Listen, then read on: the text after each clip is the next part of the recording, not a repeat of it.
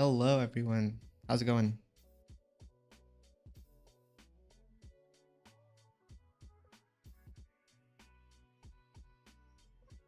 I'll probably move chat up a little bit.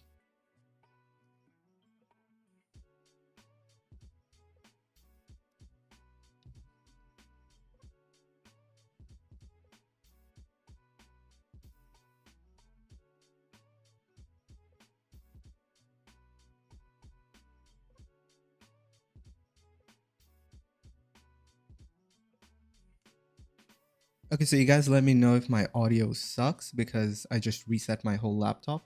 So my mic is my mic settings are all messed up. I think it's fine. I did like a test stream before this. It seemed okay. Welcome, welcome. Oh yeah, the chat is working now.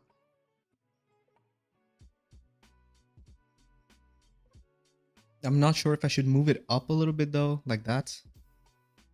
Like that definitely looks better.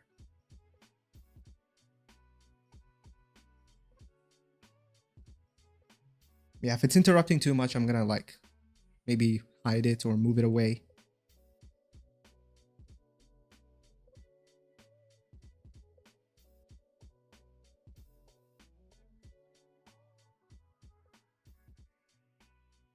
I'm doing good. How are you guys? My icon theme is material icon.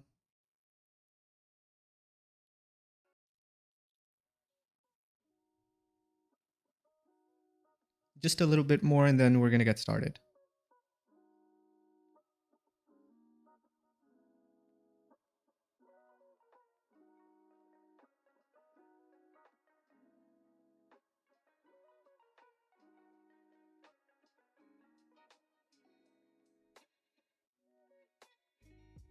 No, I'm not Speed. I'm not going to bark on stream.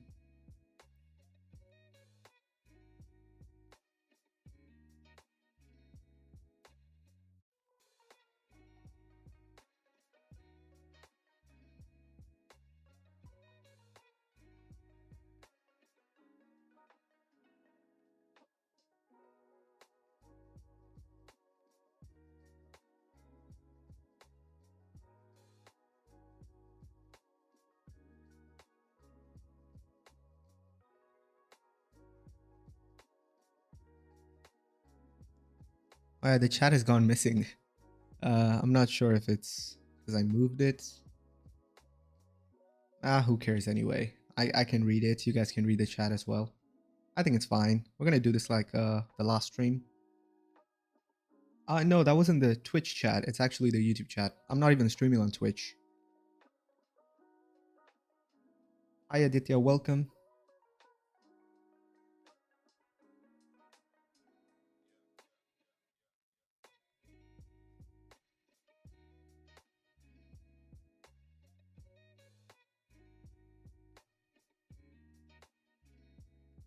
Okay, so this is part 2 of our dashboard stream series. If you guys missed the last one, we basically covered basic Discord OAuth. We created our API with Express.js. So I'm just going to go through basically what we did is we created a login link. Actually, we just generated it from the developer portal. And Discord would redirect the user to this callback route in our Express API. And all we did was just save the user to our database.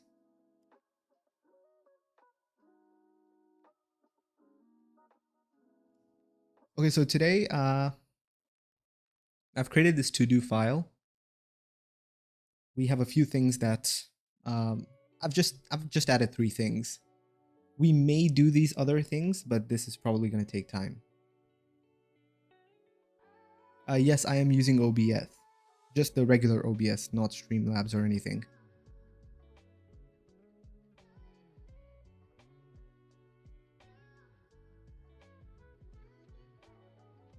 Okay, so anyway, my main goal is definitely these 3 things. Once we get these done, that means we basically have the user session, which we can use for the dashboard. If you guys don't know what JWT tokens are, we're going to go through that stuff today as well. So hopefully we can get this done. If we get this done quickly enough, then we are going to also do these things or these things. Now I realized when I was looking at the code that we don't have any good error handling. Literally all we're doing is, well, we don't even have a try catch block. We should probably add that. But I think Express.js allows you to add a global error handler. So maybe that's what I'm going to do. I'm not too worried about that right now. Actually, you know what? I'm going to add this in the to-do or in the may-do.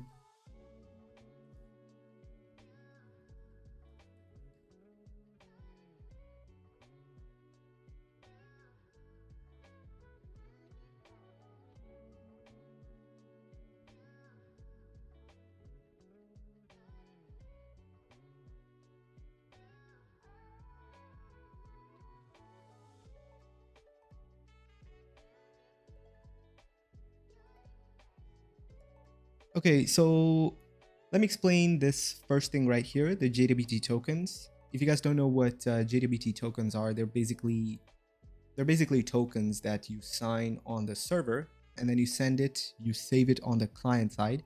So technically that could be your, it's technically the browser. You save it in the browser as an HTTP only cookie. And so whenever a client, or let's say someone from the dashboard, someone using your dashboard sends a request to your Express API, they're going to send this JWT token as well. And we can use this JWT token to find out who the person is. So we're going to be using this JWT token as, you know, something, it's used to verify basically.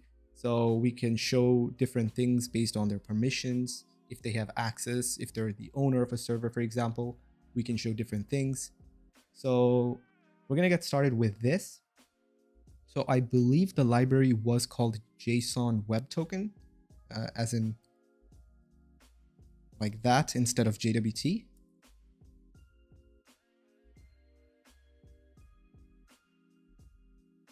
Oh, wow, that was quick. So what we're going to do is, instead of just sending back the success message, we want to send back this message with a cookie, an HTTP only cookie. And do you use JWT to pull more info from different schemas? Technically, yes. You are going to be using the JWT token, and depending on the permission, you can pull different things from the database. So you want to hide certain things if the person does not have enough permission. I realized I also have a to-do over here to update the database document and redirect to dashboard. So what I'm going to do is, over here, instead of using user.exists, I'm going to rename this to existing user and use find one instead.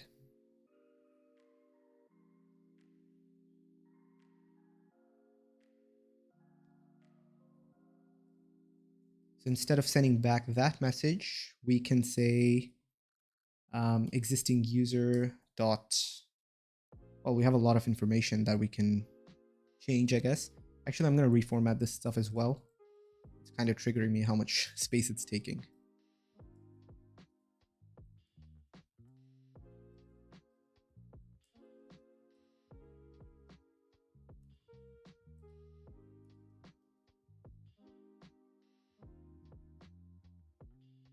You're looking to add the dashboard to an existing site.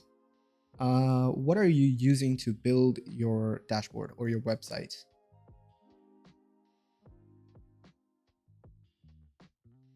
So anyway, we have the, I don't think, yeah, we could update the username, the avatar hash, and their access and refresh tokens.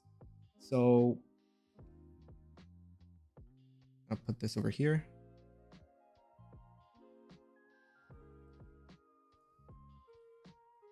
What was it? User res JSON dot username.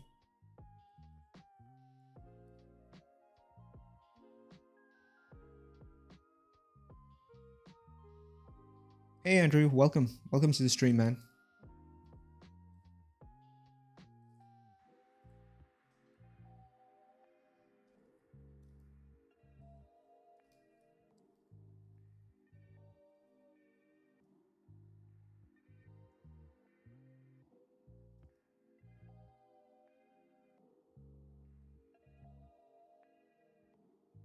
Actually, because we're going to be doing cookies, I think just success is fine like that. So status, what's 200? I kind of forgot how to do cookies with Express.js. Let's see. I think we just call this token for now.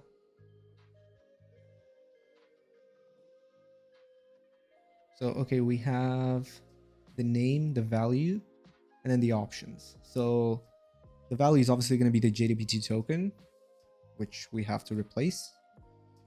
But what is the thing going to be?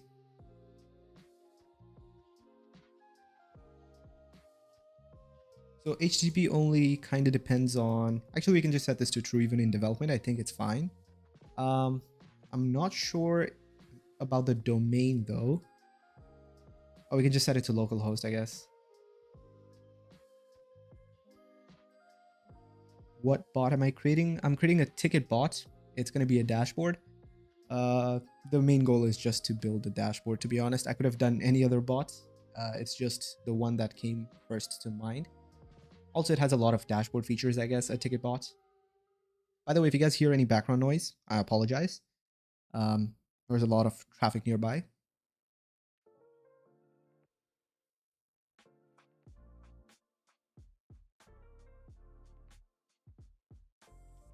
I guess I can remove this now.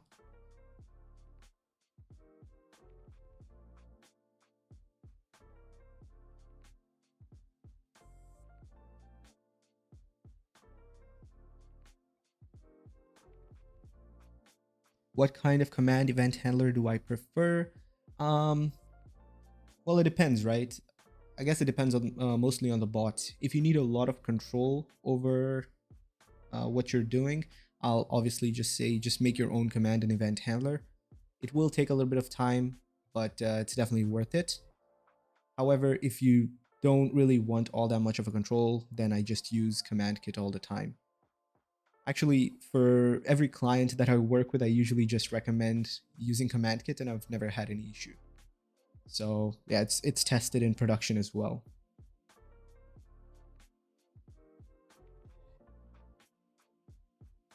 Welcome Germany, welcome Egypt, welcome India.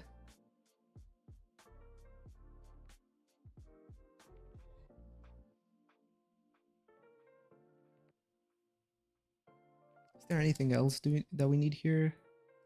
Expires needs to be 7 days. What the hell is 900,000? Is this 7 days? Oh, never mind. We need 7 days, I guess. That's how long the access token lasts. Later down the line, we are gonna add the refresh token functionality, which basically just refreshes your access token. What else? What else? What else? Wait, was it max age or was it expires? Let's see. HTTP only cookies, Express.js.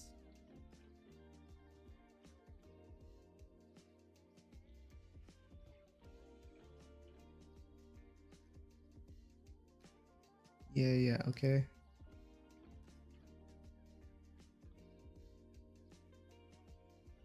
So secure is also, yeah, that is important. Just add secure.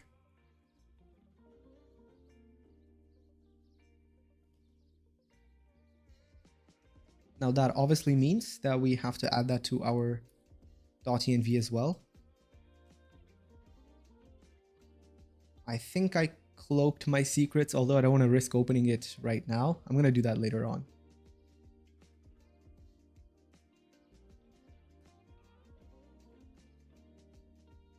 So this guy is using expires instead of max age. Not exactly sure. Let's see. See what GitHub Copilot suggests. Oh, you can just do that instead. I guess that's fair.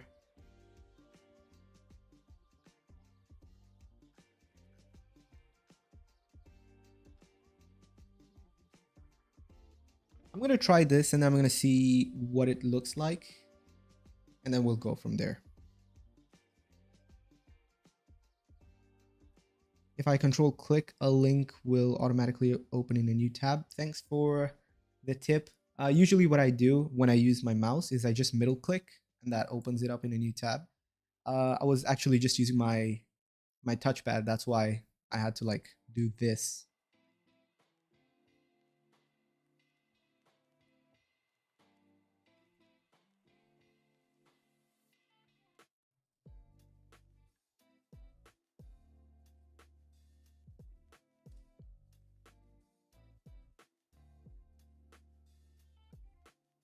Now the same site stuff. I'm kind of confused because we have subdomains. I mean, technically we're going to be using subdomains. So if we have, let's say, tickets.com, obviously I'm sure that's taken. But just in case, we're going to have our dashboard in app.ticket.com. We're going to have our API at that basically. So based on this, I'm not sure if same site is going to work the way I expect it to work.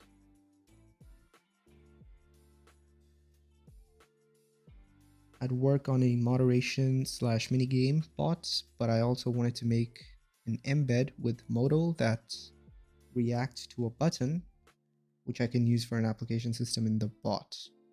Are you suggesting that I use that for this bot? I'm just gonna comment this out for now. I'm also gonna use MaxAge instead. I don't think there's any other property that we have to add. I think we can just work on the JSON web token.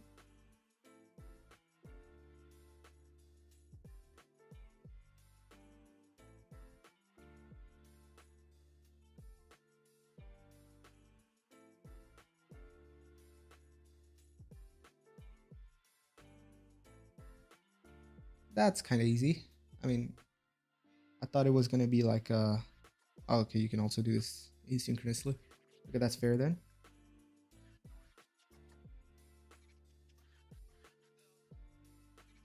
Okay, I'm going to use this example.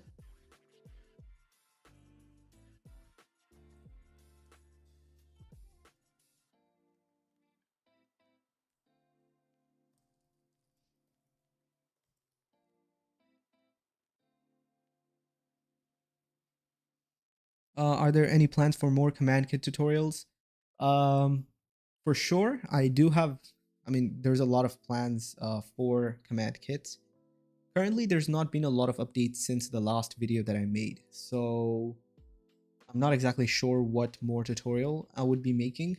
Although I think I did a few tutorials, a few like project-based tutorials where I used command kit as the command handler. So when there's more features, obviously I am going to be doing videos on them because I don't want to like confuse people, especially if there's breaking changes. How will I display web pages? You mean how will I show the dashboard and stuff? I'm going to use React for that. Oh yes, I'm using React as the front end.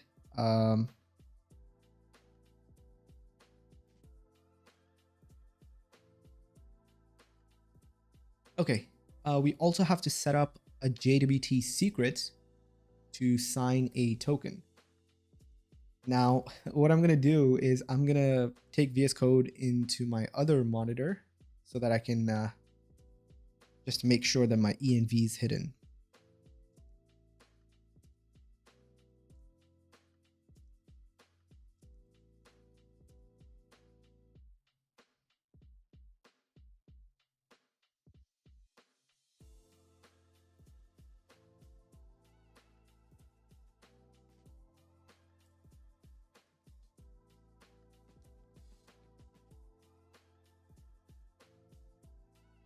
Okay, I think I can just put this here. So I've added the node environment, which is development, of course. And then I also added the JWT secret, which is a random string. I used OpenSSL in my terminal to generate it, which I think I should probably confirm again if I removed it from my terminal. And no, I did not remove it. Okay.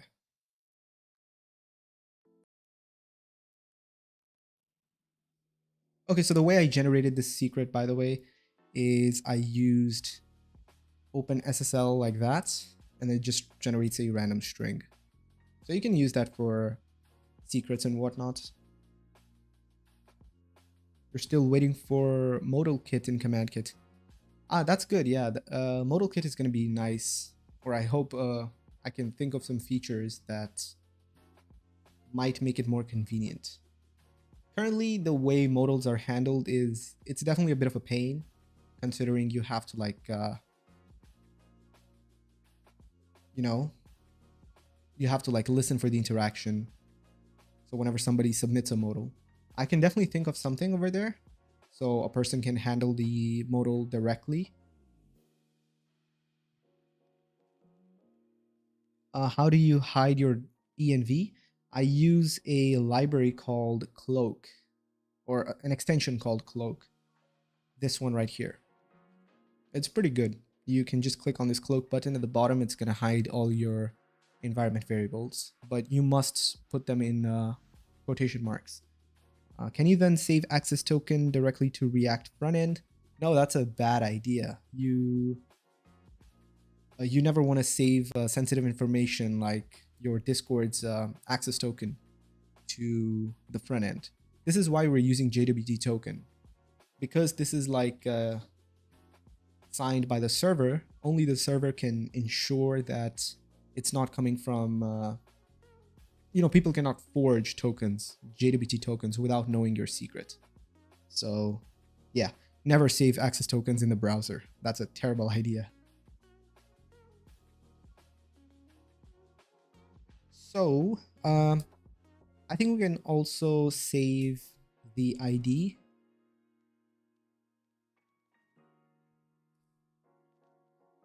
I don't think we need the avatar hash, but that could save us a round trip from the database.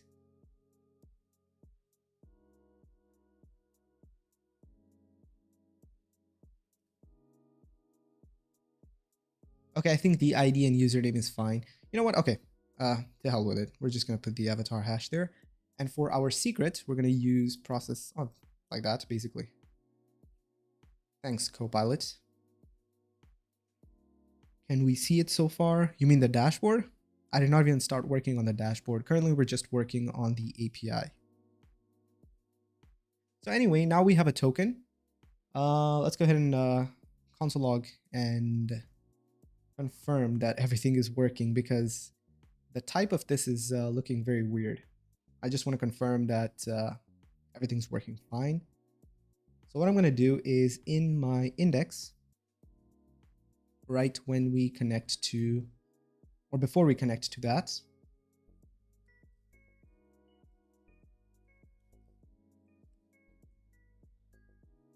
I just need to confirm it looks good to me. So I'm just going to set this to 123.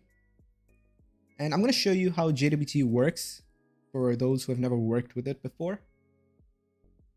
So let's go ahead and console log token, and in our API, oh, there we go. It logged this long string. So basically what you can do with this string is pretty interesting. You can use this and you can get the information basically. Let's go to our browser, to JWT, I think it was .io. Yeah, it was this. So what you can do is in here, you can just paste your JWT token, and you can notice that we have our 123 string. So if I go to VS Code, that's kind of what we stored. We also have this issued at property and the expiration time, which is basically 7 days. So the data that is stored in here is, well, we can use it. First of all, it's going to save us a round trip to the database, but this token cannot be generated by anybody else unless they have our secrets. So yeah, we're going to be storing this token in the cookies of the browser. And with that, we can ensure that the person who they're saying they are. I'm new, but what is a ticketing bot used for? Well, a ticket bot is like, you know how you have a channel in a Discord server or in some Discord server where if you want to ask for support or you need help with something, usually you have the option to just open a ticket and it's going to create a channel for you. And basically, that's what a ticket bot is. You can talk to server helpers or server admins using a ticket bot. So that's just an idea. Obviously, whatever you learn from this series, you can use it with any type of bot. What should you be storing in the JWT user roles? What do you mean? You mean what I'm going to use for roles? Because if that's your question, then at the moment I don't have any. Wait, are you talking about Discord roles? Like member roles? Because I don't think it's a good idea to store them in the JWT because it's different for every server. So anyway, where were we? Over here. Okay, so we need to change this to process.env.jwt secrets. And that's the name of the cookie. I think I'm right. Yeah, the name of the cookie and then the value. Okay, so I think this is good enough. Are we saving the user? Yeah, we're saving the user. Oh, what the hell am I? That's not what I'm supposed to do. I was supposed to pass in the token. Yes, I'm going to be using Tailwind CSS for the front end with React. Honestly, I've been using regular CSS. I mean, I tried using regular CSS a few days ago. It works, but it's a lot more like coding. My VS Code theme is, oh yeah, what's that option? It's Dracula. Hold on. Yeah, it's this one, Dracula Official. Anyway, I think we're good to test it now. I'm gonna have to use my browser for this because I want to see how the tokens work. I'm not sure. Yeah, I cannot do this on Thunder Client. So I believe it was localhost 3001. What was it? It was auth and then sign in. Okay. Okay, there you go. It's taken us to our authentication. So hopefully, are we sending back a success? Yes, we're sending back a success. So what I'm going to do is, well, I'm not going to open this right now, but I'm going to click on authorize. And once it says success, we're going to see what, oh, there you go.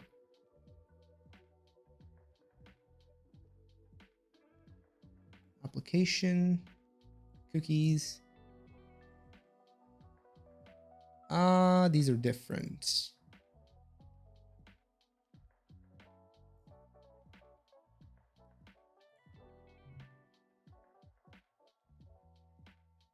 Should I not be using normal CSS? No, you can definitely use normal CSS. I don't know what the hell happened here. Do I already have a user? Is that what's going on? Ticket dev users. I'm gonna delete this. Oh, I was supposed to already have a user for that to work. Okay, okay. No wonder why it did not work. So this is inside this if existing user statement. Okay, that makes a lot of sense. So that means what happened was this thing right here. No wonder why we got a success in just regular text instead of JSON. So I don't want to duplicate things, but I just want to test it out real quick. So I'm just going to copy paste it over here. And to do, remove duplicate code. So I think, yeah, we need to put this res, or even this token actually, after we save the user in the database. And also we can get rid of this. So let's confirm the variables. All this looks good. because these exist. Yep. Also, this exists. And I have to double check everything because I'm not using TypeScript. Yeah, I think everything looks good. Okay, let's go back to our browser.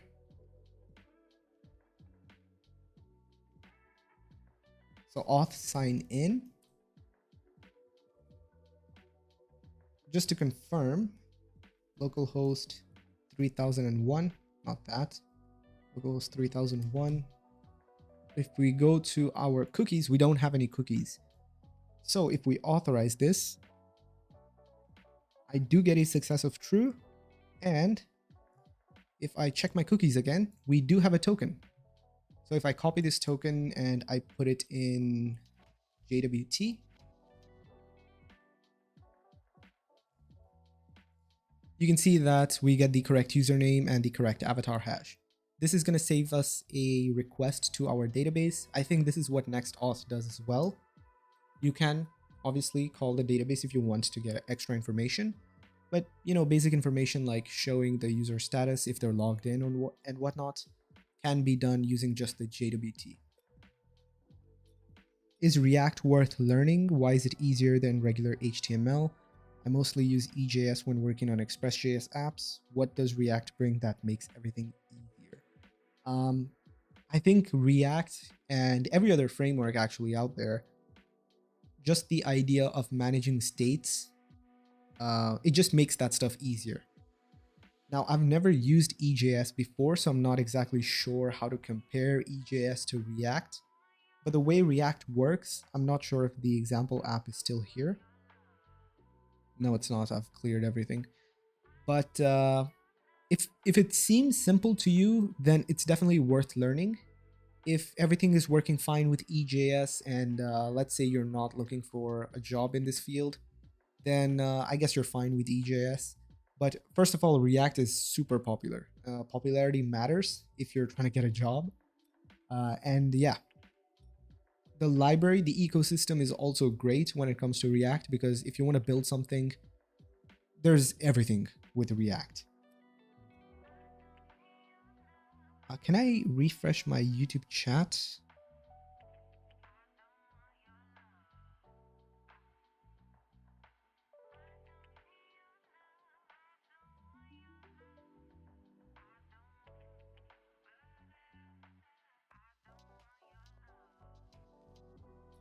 Hello, Malark. Welcome. Okay, so JWT works, and currently I think the only issue is we're rewriting some code, mainly this part and this part actually. So I'm thinking,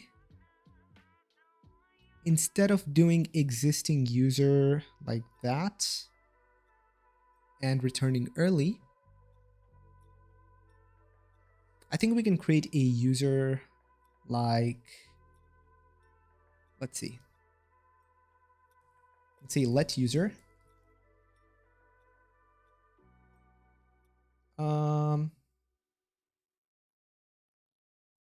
I think we can still use this one. So if not user, then we can go ahead and create this new user using this thing right here. Or I should say user equals to a new user. And so instead of using, let's see.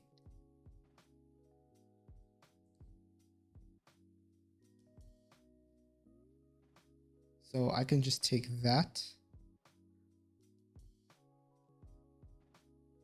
So yeah, if the user does exist, we're going to use the existing user, or we're going to update the details of the existing user. Outside of this, we can go ahead and say user.save. And yeah, I think we've just cut ourselves a bunch of reused code. I think it's fine, right? So first of all, we're defining the user. If the user does not exist, we're creating the new user. Otherwise, we're updating the existing user, which we found over here. And then we're basically just saving it to the database. So if it's new, it's saving. If it's updated, it's also saving. So that's right. We're also creating the token based on this stuff, which is also correct. So yeah, I think we're good to go on that front. I want to confirm if I should use expires or max age. So what I'm going to do is I'm going to go to localhost 3001 and confirm what the expires is. So today's what? June the 2nd. And this is, yeah, basically 7 days. Although I'm not exactly sure. Yeah, I think that's fine. That's correct. Okay, let's see. I'm currently using Pug as my main website language. Should I switch to React? I'll be honest, I've never used Pug. So I'm not sure what you want to do. If you want a lot of interactivity, I don't think you can go wrong with React. It's definitely the go-to for many people, and there's a lot of support behind it. You will find a lot of great tutorials for it as well if you want to learn it. Did you previously explain in another video of why you're using React? Most of the time, my reason for using React is just because it is popular. And being popular means that there's a lot of support behind it. So that's kind of the main reason why I'm using React. Okay, so our token seems to be working fine. I'm going to test it one more time, actually, because I changed the logic just to be sure. So localhost sign in and then authorize. So success. Refresh. This is for existing user, by the way. So if we go to our database and let's say we delete this user, and then let's say we delete this cookie as well. Auth sign in, authorize, also success. And if we refresh this, we still get the token.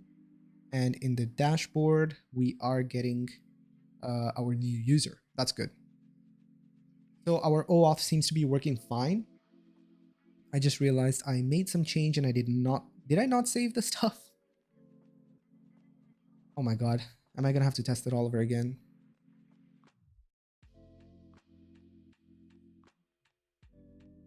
So this is for existing user. Success. Refresh. Cool. I'm gonna take this out and then delete the user. Sign in once again.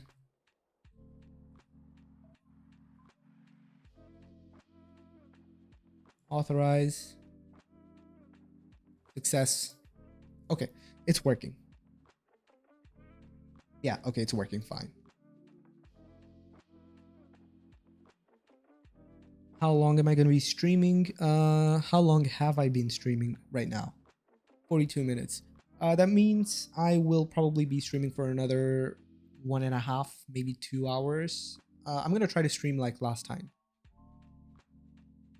Pug is a server-side templating engine and React is a client-side library. Wait, are you the same person who asked? Okay, no, it was KSH.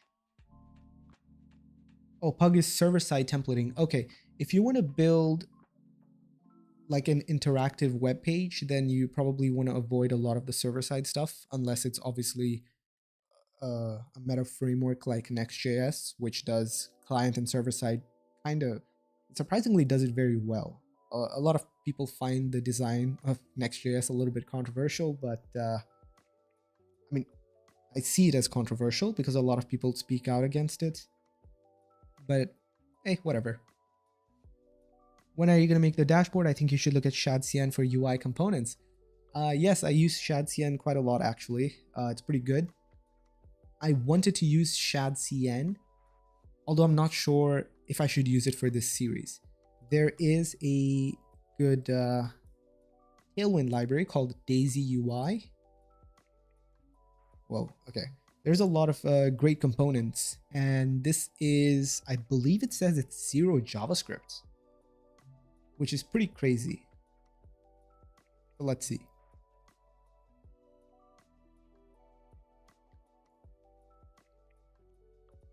So this is kind of like Bootstrap for Tailwind CSS, at least from what I'm seeing. Does it say no JavaScript?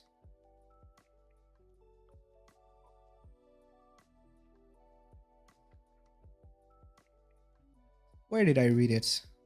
I read it somewhere.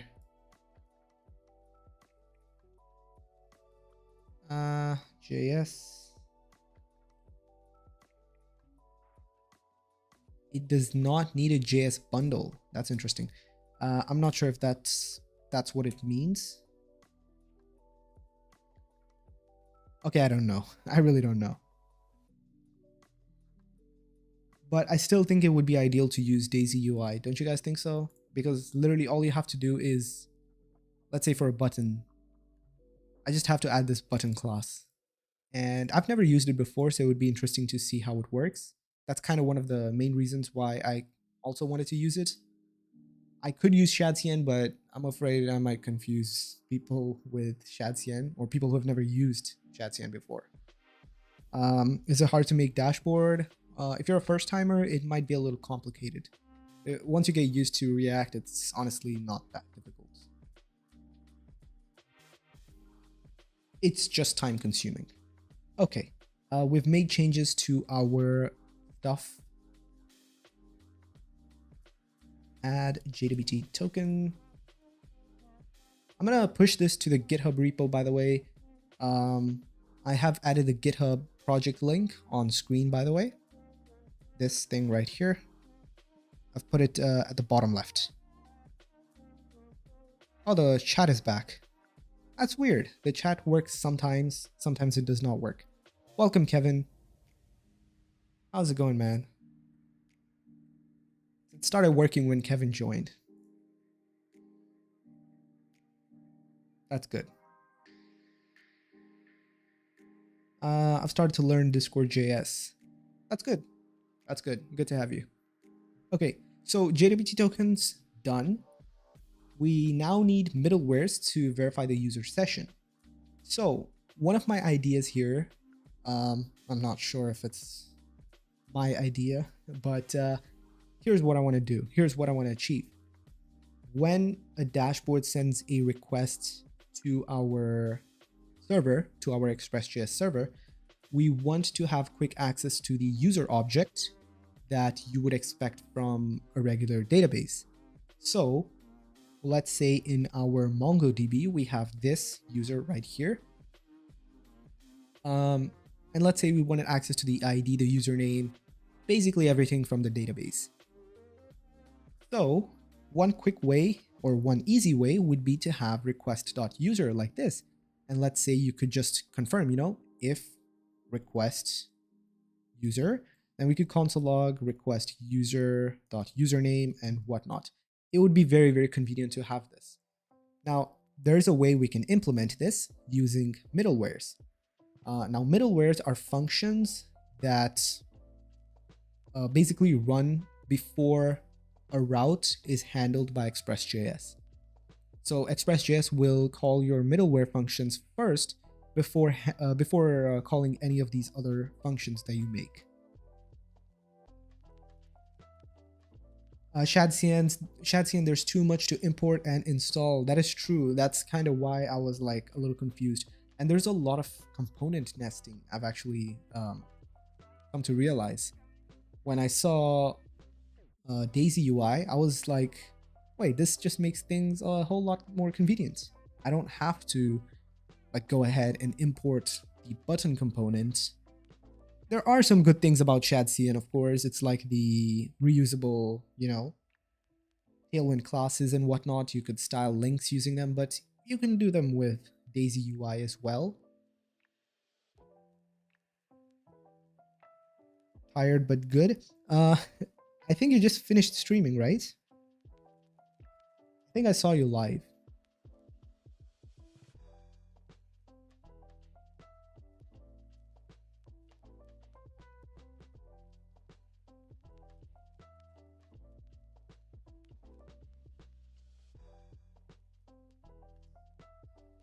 ShadCN is really nice to use, but I don't think it's easy for people who have never used React before.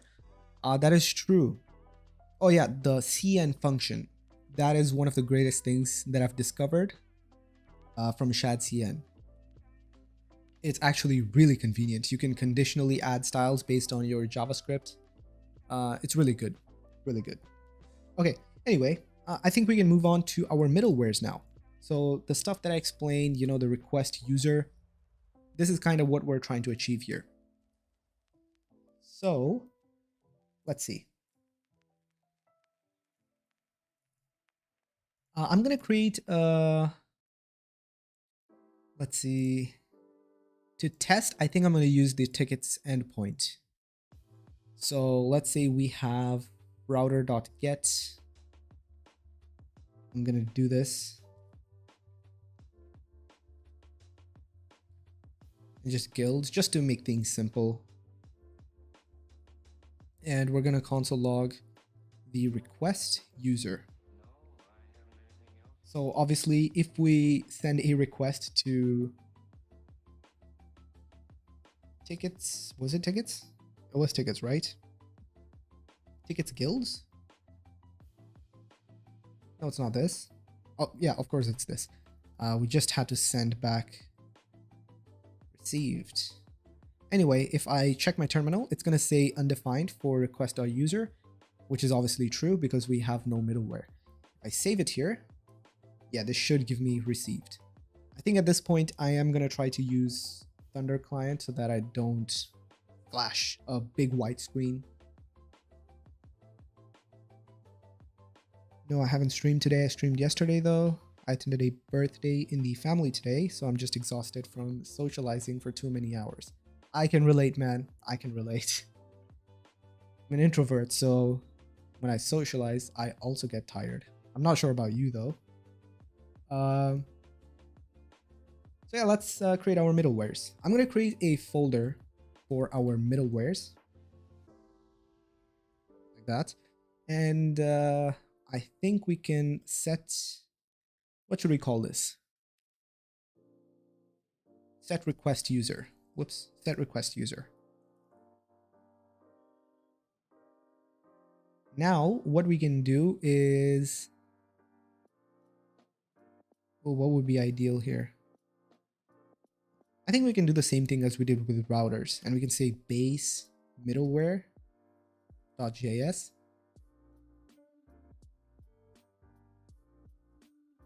And in here, we can obviously define all the different middlewares because I don't think this is going to be the only middleware that we're going to be using.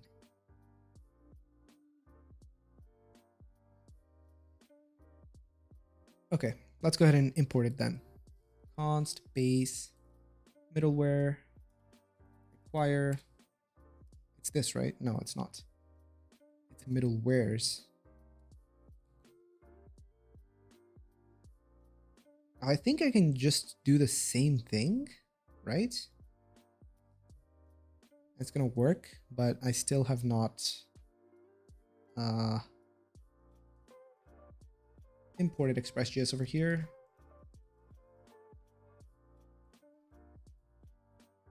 Wow, I cannot type on this keyboard.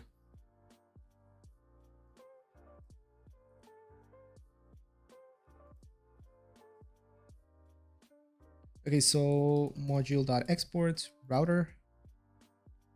I feel like most developers are introverts. Yeah, I get the feeling too, man.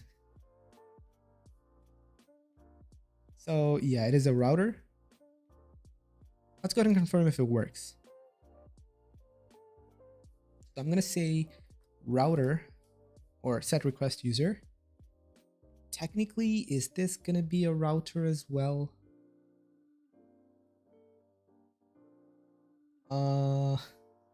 This is confusing.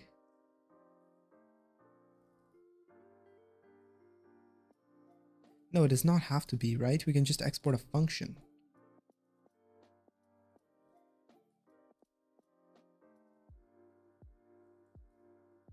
We can obviously implement the logic later on.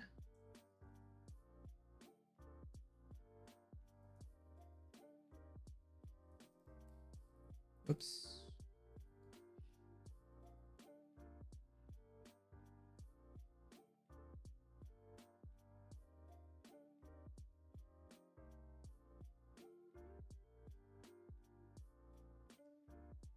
I'm guessing this should work. It's been a long time since I used Express.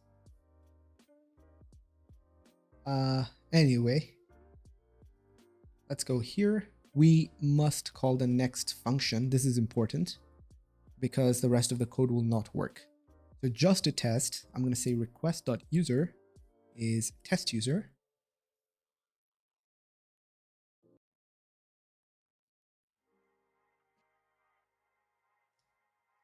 Okay, over here, if I go to,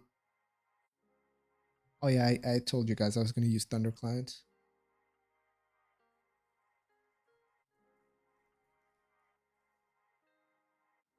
What was it again? Tickets, guilds, like that, right? Look at that, test user. It seems to work great. If we don't call this next function, and if we make the request again,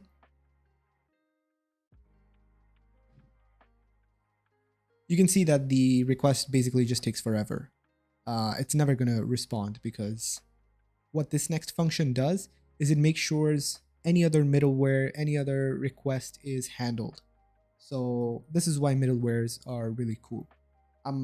I was actually talking to the other maintainer of command kits, and I was thinking maybe we should change the name of validations to middlewares. It's technically it's more fitting, and then we could also use the next function like this. What do you guys think? Is that a good idea? I have returned. What did I miss? Well, first of all, we have set up the JWT tokens. We are now working on the middleware to verify the user session. So now that I know it's working, I think it's time that we move on. I am going to use a try catch here because I also want a finally where I call this next function, because you always want the next function to be called. Or technically, I don't even think you need that. You can just do this and it will work, right? Yeah, I think so. Anyway, let's go ahead and import, whoops, it was in models.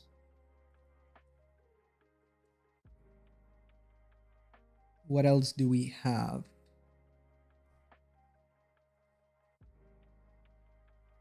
Oh, actually, never mind.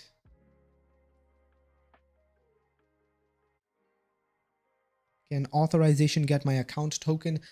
They do get a token, but it's not the kind of token you expect it to be.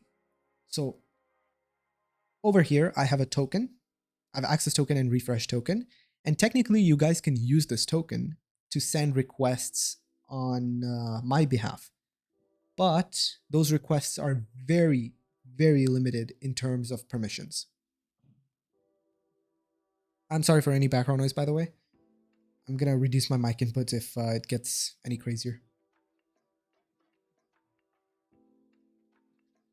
So anyway, what I was saying is access tokens, you can use them to make requests on your behalf. And so using this access token, you can like, let's say, get my user profile. So my username, my user ID and stuff like that, but nothing more, nothing crazy, you know? Anyway, I think we can move on. So const, we have to get the cookie first. We also have to get to JWT.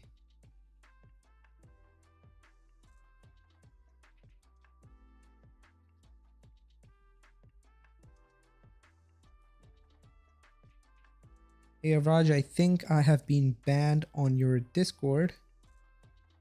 because I'm not in it anymore and I can't join it. What's your username?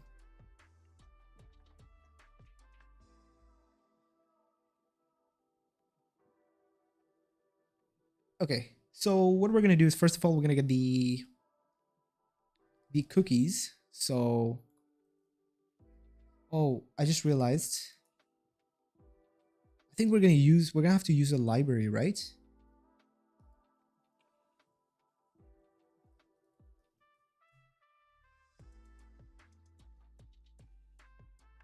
Cookie parser, yeah, that's the library name. So we have to install cookie parser and then basically just use it by calling the function. Okay, that's easy. Your username is myjack. I'll take a look. Hold on.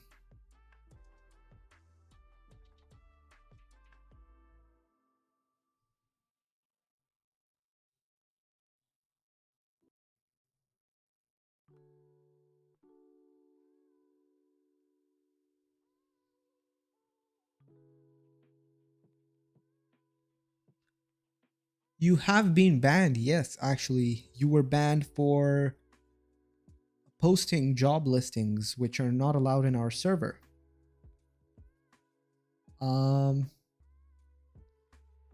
We can get you unbanned if, hold on, I'll have to check your other activity as well. Send me a friend request. Send me a friend request and then I'll go from there.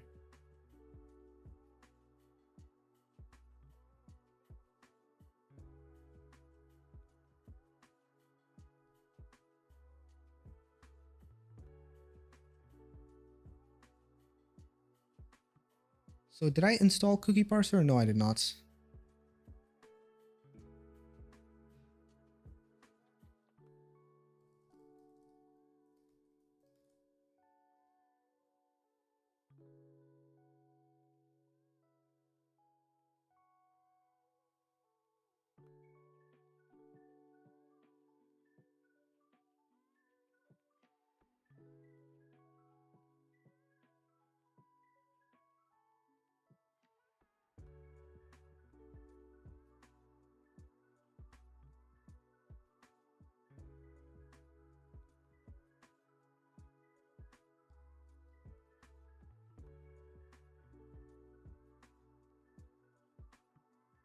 Okay, so it's honestly pretty simple to use it. It's just like using a middleware. But since we have to make sure that the middleware is, the cookie parser is used before the base middleware, because we need access to the cookies. We need to make sure that the cookies are parsed before the middlewares are called. So let's say cookie parser require cookie parser, like that. And we can say app.use cookie parser and make sure you call the function. So at this point, I believe I'm going to have to check the docs. Yeah, request.cookies. Very simple. I'm going to console log the cookies.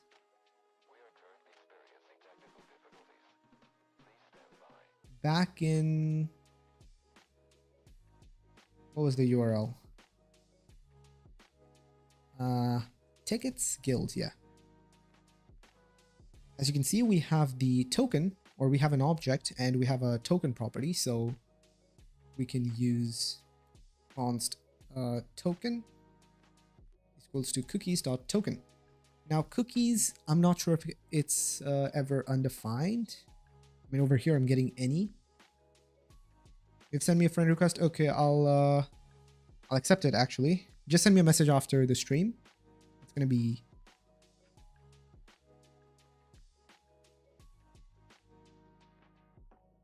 yeah, just send me a message after the stream. Okay, so we can use this token to verify what person it is. So if not token, then I believe we can just, yeah, I believe we can just call the next function. If there is a token, that means we are going to have to query the database and check what user it is. Now, I did say before that we can save us a round trip to the database, and that is true, and I'm going to explain how that works. So first of all, I need to check the JWT docs once again, or just the package. I'm a little confused with how do you, let's see. Oh yeah, we need to verify the token. It kind of works like this. Decoded, verify. Yeah, that's what I'm looking for.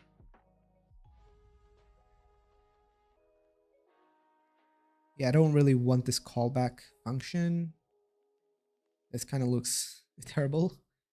I'll just use this.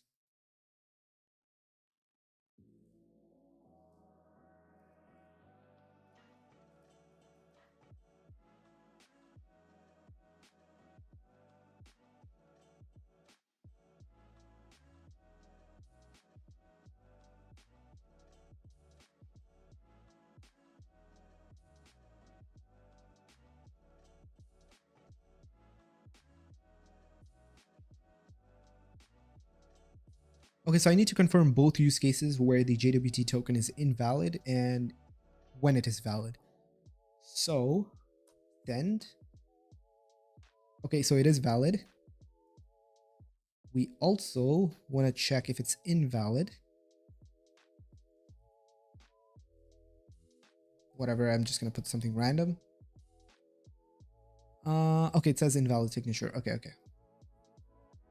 Well, I don't think that's ever going to be a problem.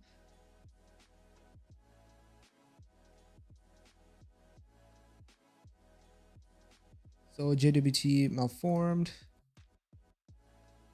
Okay, so that's basically just taking us to the error. It's not a big deal, I think. So if decoded token, could this be not like a truthy value? I think we can do like that. That might make a little more sense. So target user, await user.find, not by ID, find one.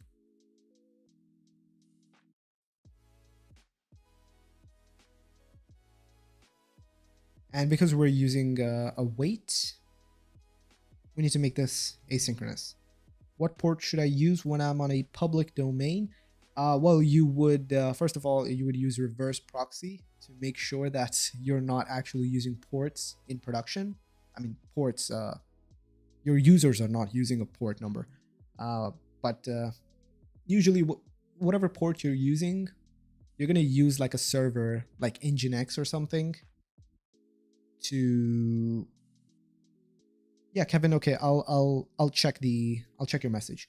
But yeah, you can use Nginx to for reverse proxying to make sure that you're not using ports in production, or your users are not using actual ports, and they're just using your domain name.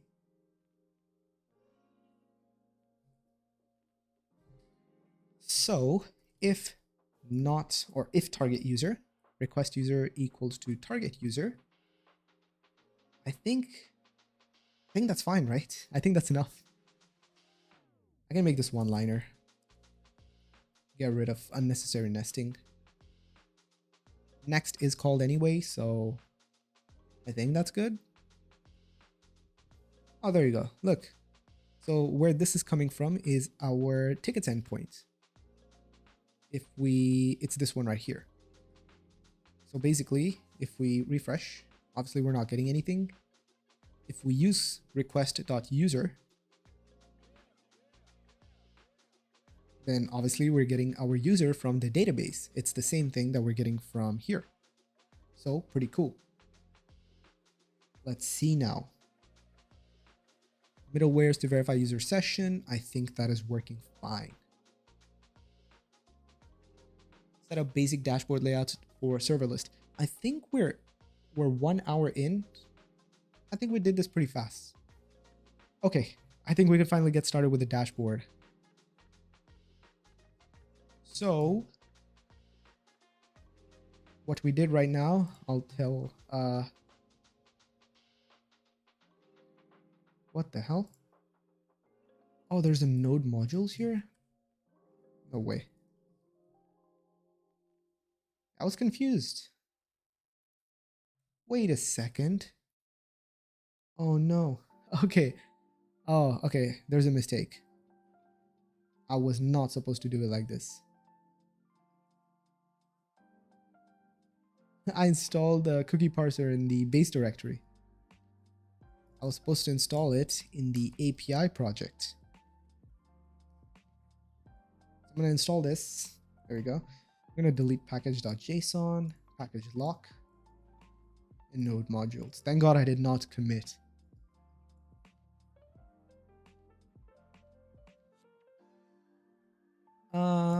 Yeah, these changes make some sense. Cool.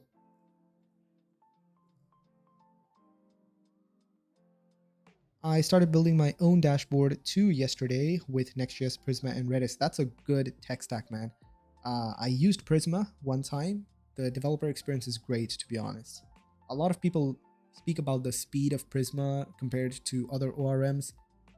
But let's be honest, if many people were using your app like that, you would probably it would be easier to just, I'm sure you'll be making enough money to just get that fixed.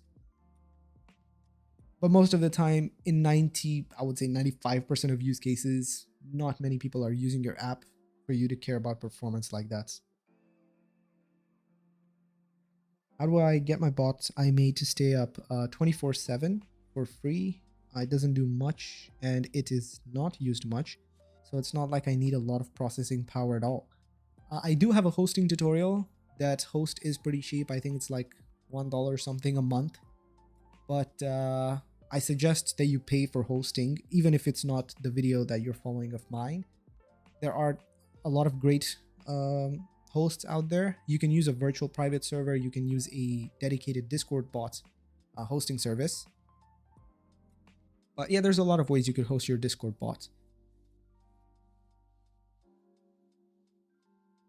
I just realized Kevin replied to that. I'm using a website called Render to host my bot 24/7. I don't know, but the website is not working if I don't use a port to open it. Are you sending requests consistently to that website? Because if you're doing that, then it's kind of like what is that other app people use to write their bot and then host it? I kind of forgot. You use Redis for sessions. That's a smart thing to do. Anyway, I think I'm going to take a little break. Ads are also about to run. I'm going to take a little break. I'm going to take a look at your message, Kevin. And yeah, I think about 2 minutes, and then we'll get back and we're going to start with the dashboard. So yeah, see you guys around.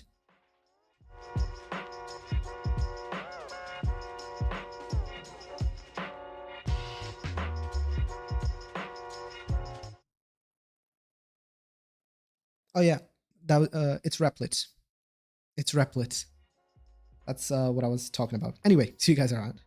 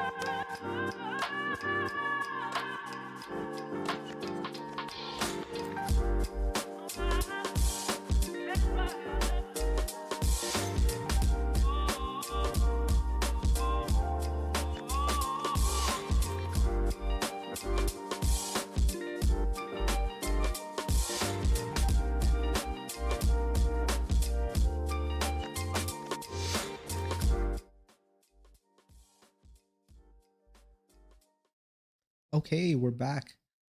Welcome to Wake. You joined late today.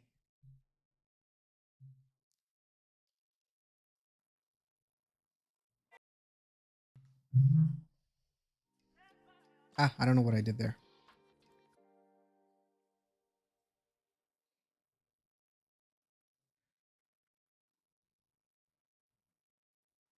Hey, don't pressure don't pressure Formality to animate stuff. I mean, the thing looks pretty simple. It looks good. I mean, I don't really like over the top stuff. So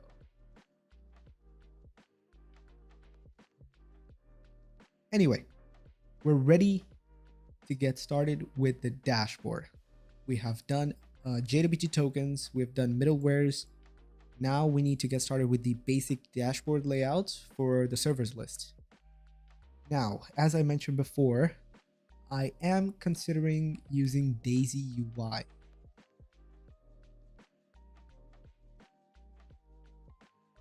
There's a lot of great components that seem to be CSS only.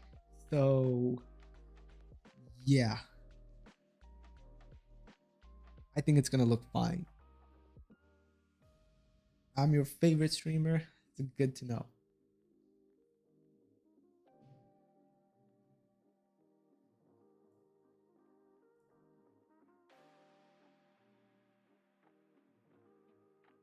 Okay, so I'm gonna be honest. I do not have any design in mind. So we're kind of just gonna wing this, okay? I'm gonna have VS Code next to Chrome. Whoops, like that. And we can get back to this to do later on. And I think we can now. Let's see.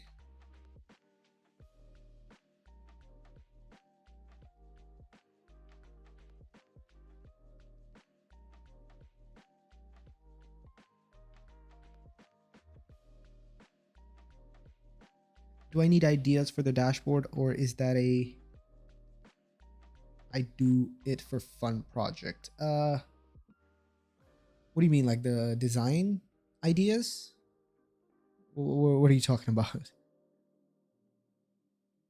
I would benefit from ideas like feature wise for sure. I would appreciate that actually, because as I mentioned many times, uh, throughout the last live stream and this live stream, I'm a man without plan. So yeah, I'm just winging it.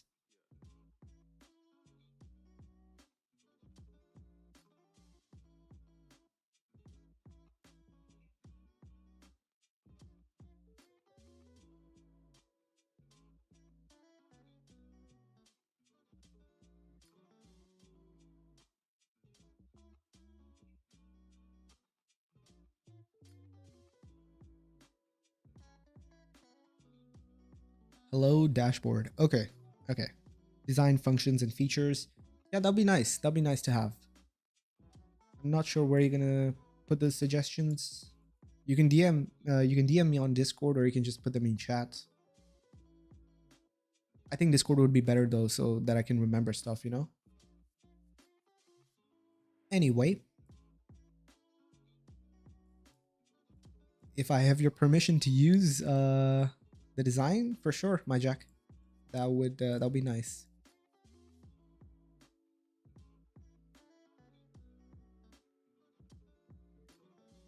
So first of all, we need to get this white screen off. So I think what I'm gonna do is I'm gonna install. How do you install Daisy UI? We do this, and then we add this to the plugins in Tailwind. Oh, we don't even have a Tailwind config. We have to set up Tailwind CSS first. Vite React.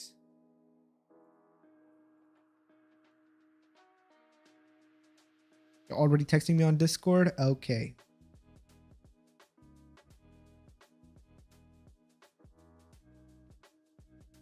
The index HTML is, first of all, the compiler is just dealing with this because technically this would never work. So yeah. This is like the main templating thing. This is the base HTML because this dashboard app is not going to be server rendered. You can just put all your meta tags over here, and that's how things would work, I guess. Also, I think we're gonna change this to ticket rights. It's a nice name, whoever gave it to me. I should put their name in the README, which, yeah, we should definitely add. Why don't I use Next.js?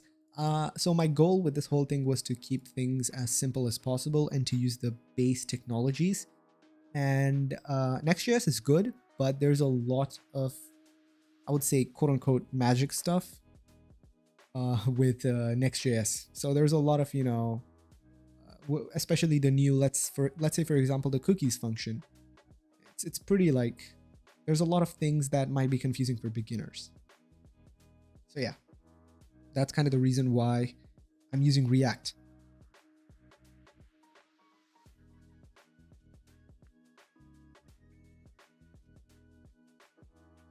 Okay, let's see. We've already created the Vite project. We're in there. We need to install Tailwind, Post TSS, and Auto Prefixer.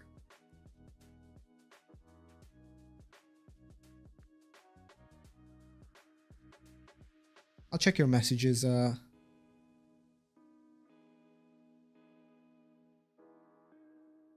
What, did you text me? I don't see any messages. 2-8.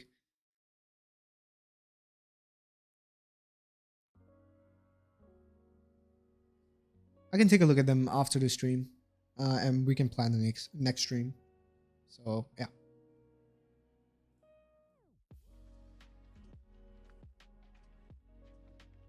Now we can initialize Tailwind CSS using npx, and we should get a Tailwind config. Oh, and a Post TSS config.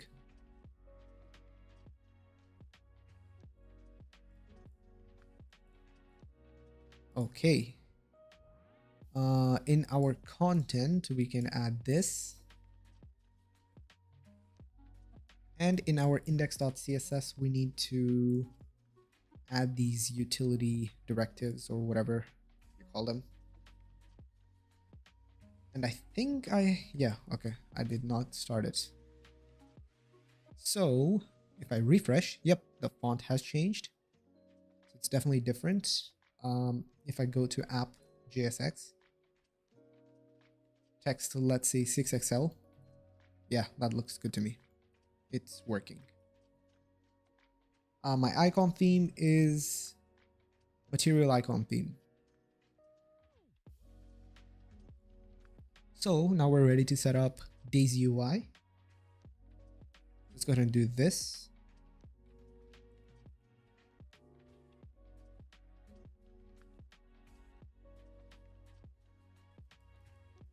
And seems to be simple. You just add this to the plugins. If I go back, yeah, there you go. No more light mode. So I believe I can set up a theme. I'm going to set the same theme that I have for my VS Code. They actually have a lot of themes over here. Let's see, themes. Yeah, so we can add a Daisy UI property. I think, yeah, over here. So I just need Dracula.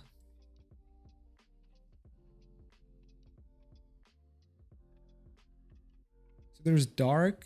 I think that's the one that we have right now. The one that I want is this one, Dracula, which I think looks pretty good. So if I save this, I go back, there we go. Now I am getting these logs, which I'm not a fan of. I think I can just say logs false, right? That works. Yeah, that works. Looks good to me. When you talk about themes, you have to read the Discord DM. Okay, sure. I'll take a look at your DM.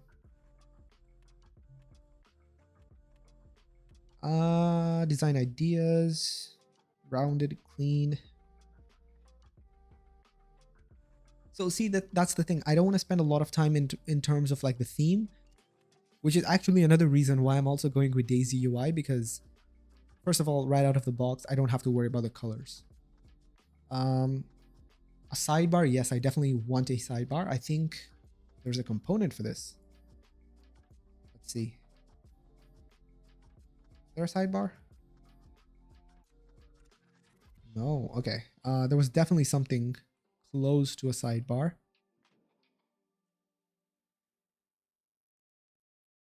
Drawer? Drawer. Let's see. Yeah, this one. It also is pretty simple to implement, it looks like. So let's do this. Let's try it out. Let's see if it works.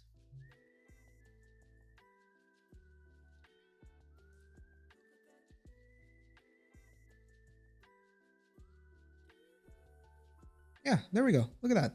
Looks very, very clean, actually. I love this.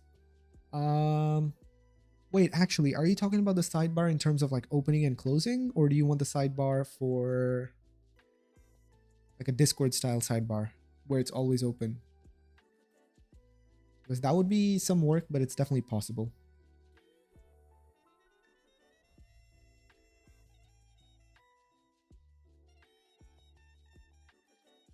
This one's done. This we can take a look at later. I'm going to remove this stuff for now. We know Daisy UI is working. That's good. So our goal was to set up the basic dashboard layout for the server list. Let me check your DM again.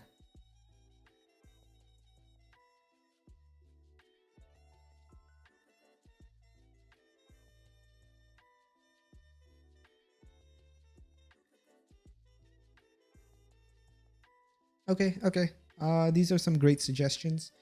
Most, though, I'm gonna have to implement most of them a little later down the line, it seems like it.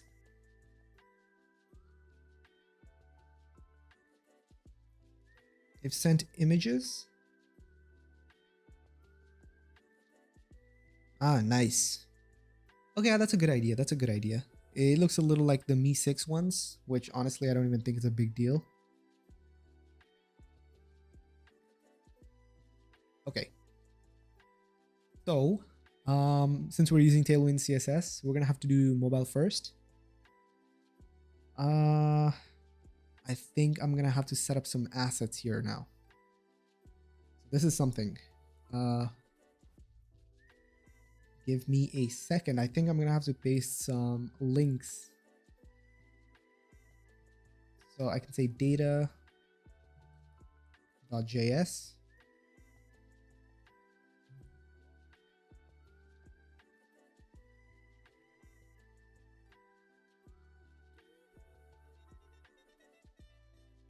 Can I use TSX instead of JSX? Yes, but make sure you have a TypeScript config file. I actually recommend you use TSX if you can. That's definitely going to help you. So a server has a name. You can say server 1. No status really. There's an icon, which is a hash. So I'm going to have to go to Discord and get these icons. Not sure how, but let's see. Oh, okay, I cannot on this Discord. Give me a minute and I'll do this. I'm gonna have to use my browser for this. Wait, hold on. The TSX part, I think if you add a TypeScript file over here, like it's gonna automatically generate. Oh, never mind. In another project, when I created the TypeScript file, it automatically created a TypeScript config for me. Oh, it was a Next.js project actually. If you're using Next.js, I think it should automatically generate the TypeScript file for you. I don't know how it does that, but I think you have to run your dev server.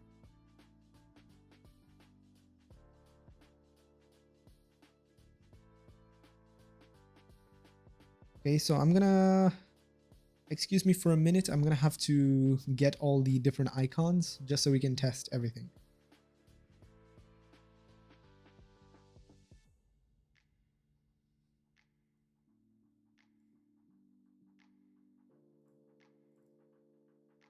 Oh, there's also an ID, by the way, so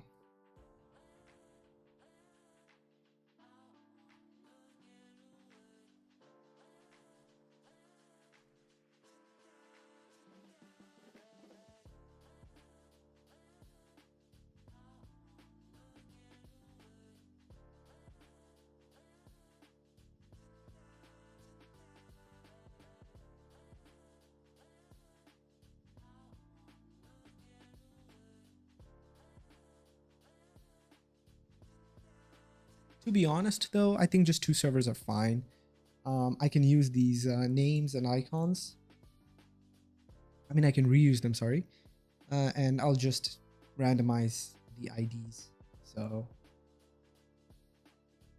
whoops.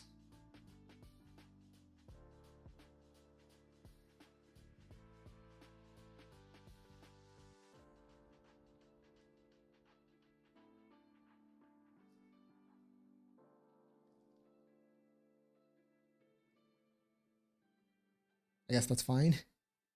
Oh wait, I just realized. Yeah, that was a mistake. That was a mistake. These IDs will give the wrong icon. So, just to get started, I think we can stick with the first 2, which are valid.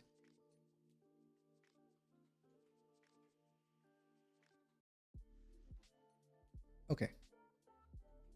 So I'm thinking we should probably, should we have the server list in the base directory, like in the, I mean, considering this is going to be in the subdomain, like app.tickets.com, we could show the server list first. And if a person's not authenticated, we could just redirect them. I think this is fine. I'm going to create a component for this page.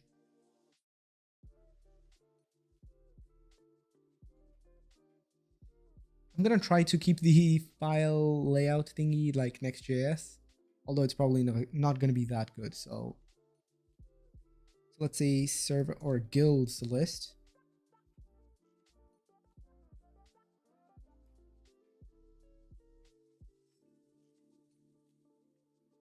And in my app.jsx, let's say guilds list. Yeah, looks good. We also need a navbar. I think global components can go into their own folder. Make it users guilds. See around KSH.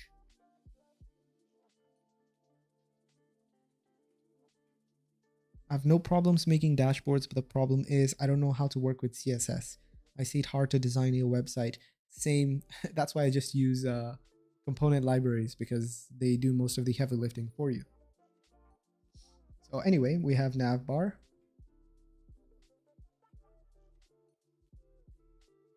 We also have footer.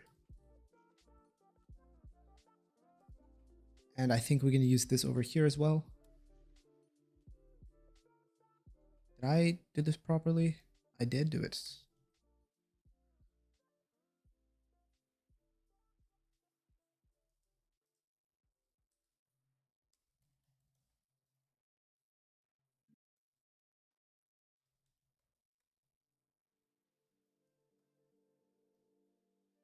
I've always used normal CSS and nothing else. I mean, fair enough, but I suggest you try using Tailwind. You might enjoy it, actually.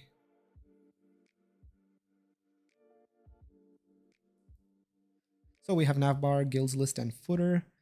There was a way for the footer to always be down, but I think we can look at that later on. The footer is the most simple one, to be honest. So text center.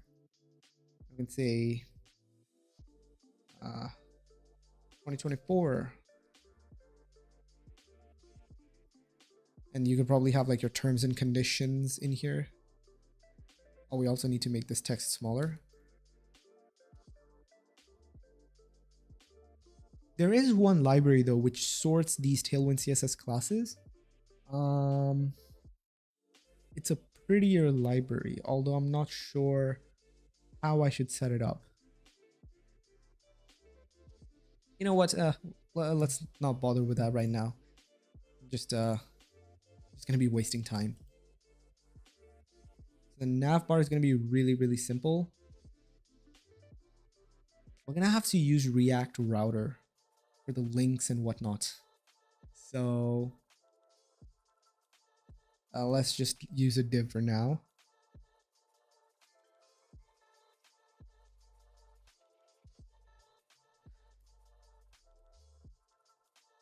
What's the bot name again? Ticket, yeah.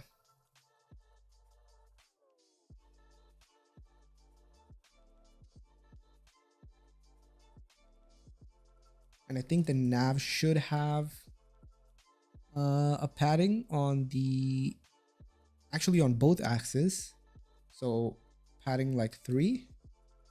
That looks good. It's going to be a link. Actually, let's just add React Router for now.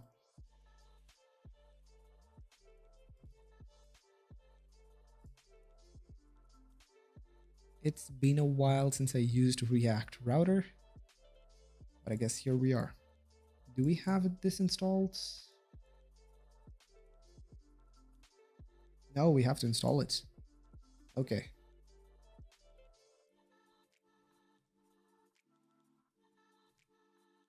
So if you guys don't know, in React.js, if you're using just React.js with like, say, Vite, like I am right now, there's no real like easy way to set up routes. So for example, if I do, / servers, for example, it's still going to be the same page. You want a way for React to know that you're in a different route. So that's why we're using React Router, which is going to help us with this.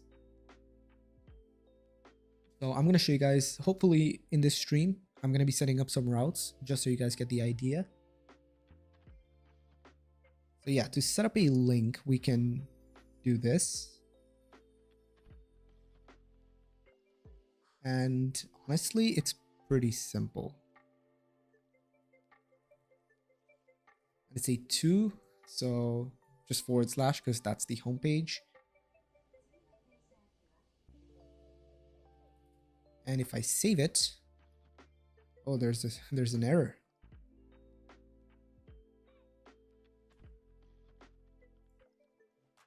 Cannot destructure property base name.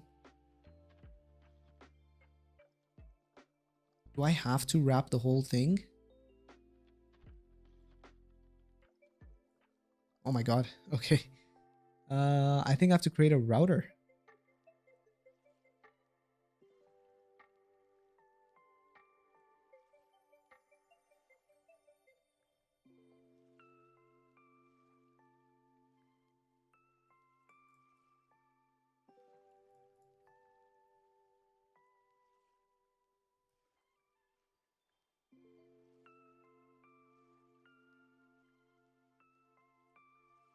Is it this one? Dot render. I'm not even sure if we should use React strict mode.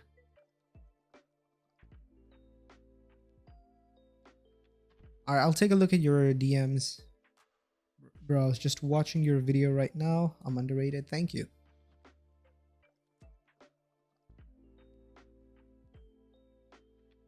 So we have that. This is a new way. Okay, it's been a very long time since I used the React Router DOM. This is pretty convenient, I'm not gonna lie. So you're telling me I could create a route like that. Oh, okay, it was basically the same thing. And I could render the router provider like that.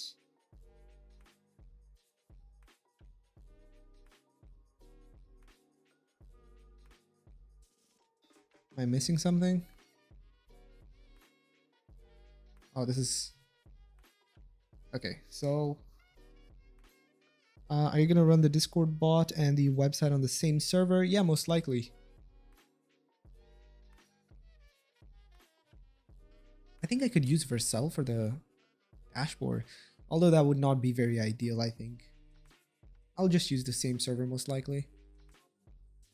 Anyway, the element for this is the... Oh, wow. Okay, this is convenient. That means I don't have to deal with this. Technically, I could just call this pages index.jsx. This could be the home page, for example. And in here, we could have this. And obviously, we need to fix the imports. Oh, wow. I'm learning a lot. It's been a while since I used React Router like this. That's cool. I think I could also just put this in there. That's automatically done. Good. Are you going to separate the backend? Yes. I'm using React for... Well, I'm using React for the front end, the dashboard front end. There's going to be a separate website just for the informational part and whatnot. The API is going to be Express.js. Okay.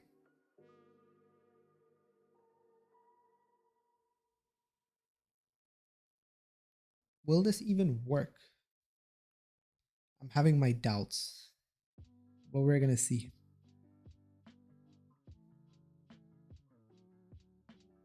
The element here is the... Well, I should rename this probably to index.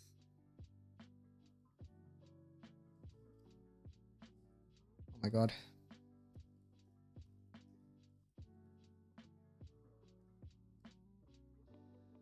I think I can just do this. I can just do this, right? It's gonna work. Yeah, technically it does work, but I think this is more readable.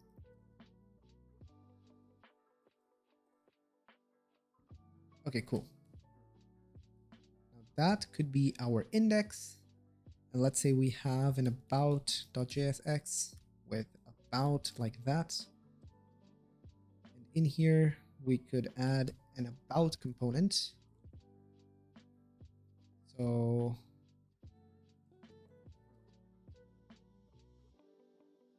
will this work? That's the biggest question.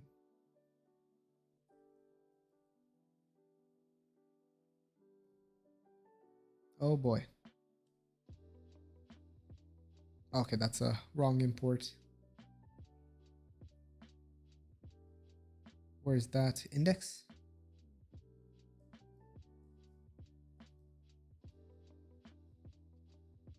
Okay. So far, so good. Homepage seems to be fine. If we go to About. Oh, there you go.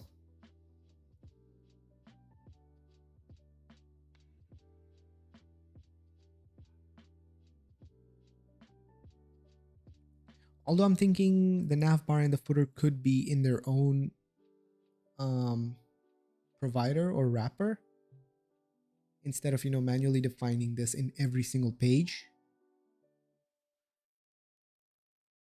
Hey, yo, Encipher, welcome, man.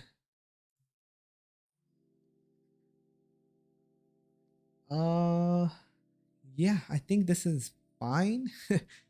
I could make a wrapper, like a layout. Oh, actually, a layout is a good idea.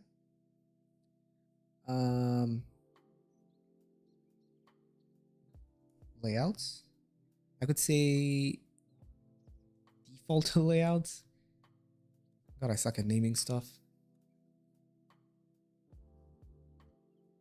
And in here, we can, first of all, we're going to have, obviously, children as the props. We can return children over here. But more importantly, we also need to return the nav bar.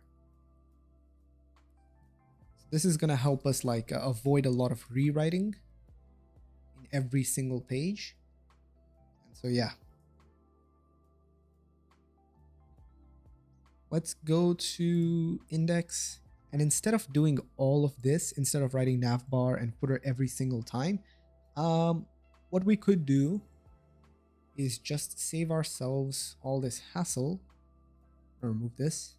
Actually, this is the main content. So I'm going to get the default layout.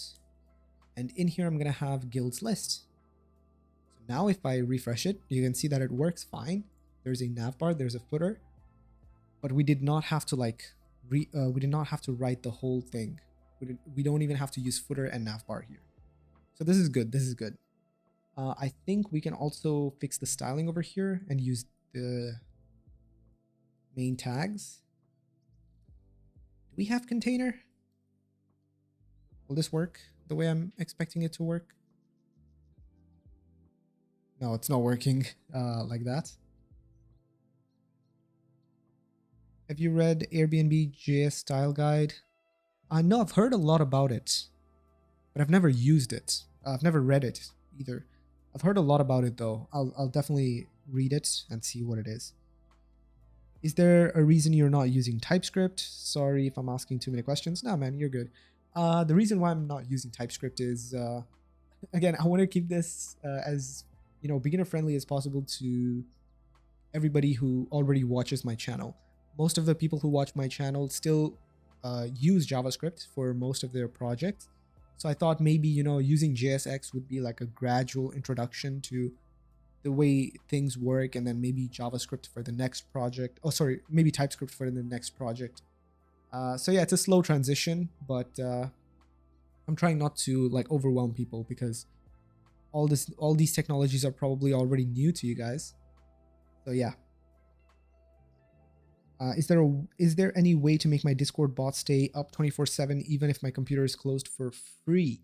For free is difficult. We do have a frequently asked section for that in our Discord server. Hold on, let me see if I can find it.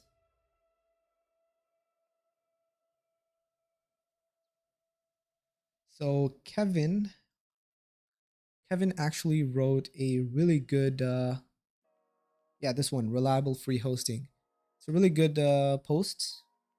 In case you want to use free hosting, there are obviously like you're gonna have to properly verify your account and whatnot.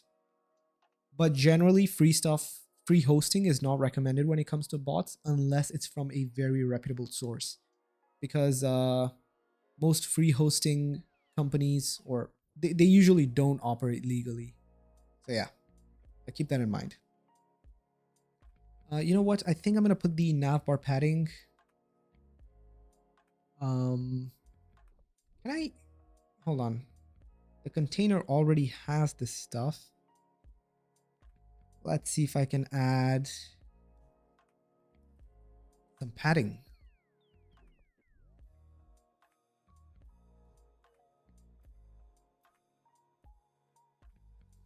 Will this work properly? Yeah, there you go. So I can do this stuff for the navbar as well instead of using padding over here like that. I just say container. And obviously, I'm gonna have to put the y-axis padding separately. But yeah, that's good. That's good.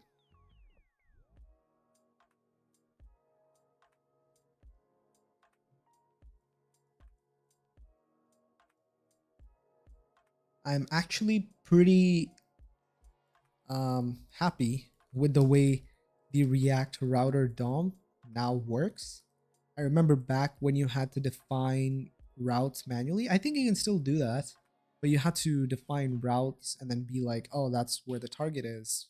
You know, like something like the element was something over here. You had to define components. It was pretty annoying. I think this approach is pretty solid.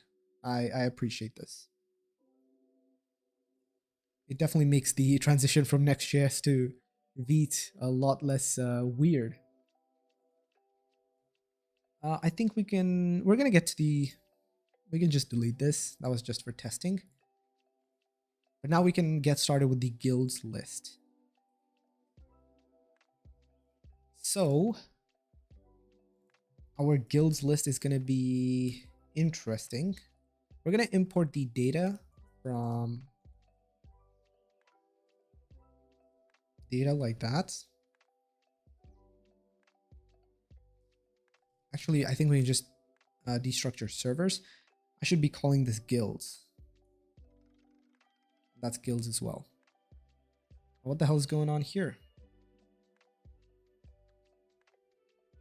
The new router looks a lot like Django.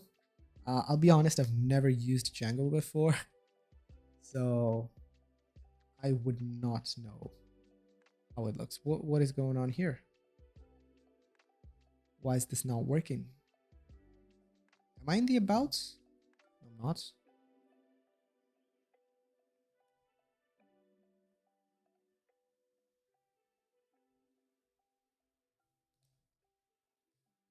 Failed to load URL, source page is about.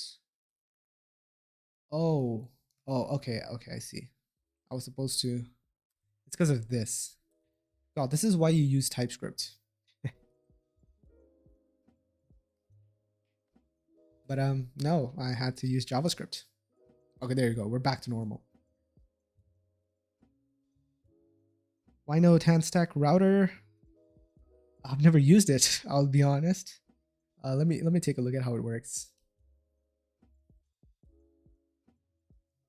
I've heard good things about this. I'm definitely going to be using TanStack query for the API requests because of all the states that you get, like the if your API request has been resolved and whatnot. I've used it once in Next.js before server actions, and I was pretty impressed. Let's see what the router is like.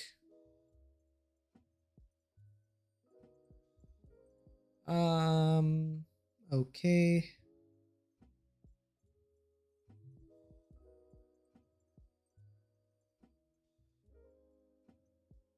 Root.tsx.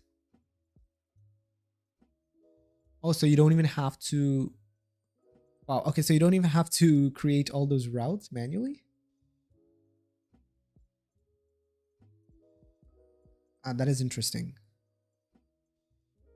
But I'm too far in with React Router, React Router DOM.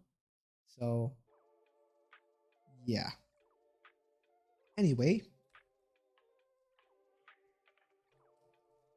I mean, I'm not going to be using React with Vite again after this series. I'm definitely going to be using Next.js the next time.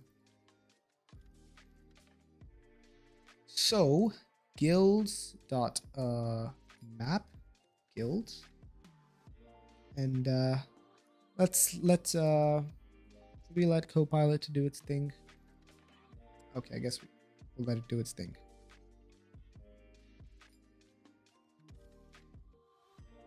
Yeah, pretty accurate, except this is WebP, and we're supposed to put a size. Good. There we go. Look at that.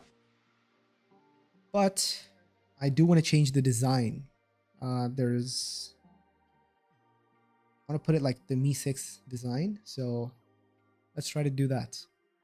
That means this is going to have to be a grid with 2 columns. Since we're doing mobile first, I think 2 columns would... Okay, you know what? Let's just do 1 column. And when the screen is... What is small? When the screen is 640 pixels or more, we're going to do grid calls 2. And then medium, maybe grid calls 3. Hopefully this looks good. So that's probably not going to make a difference.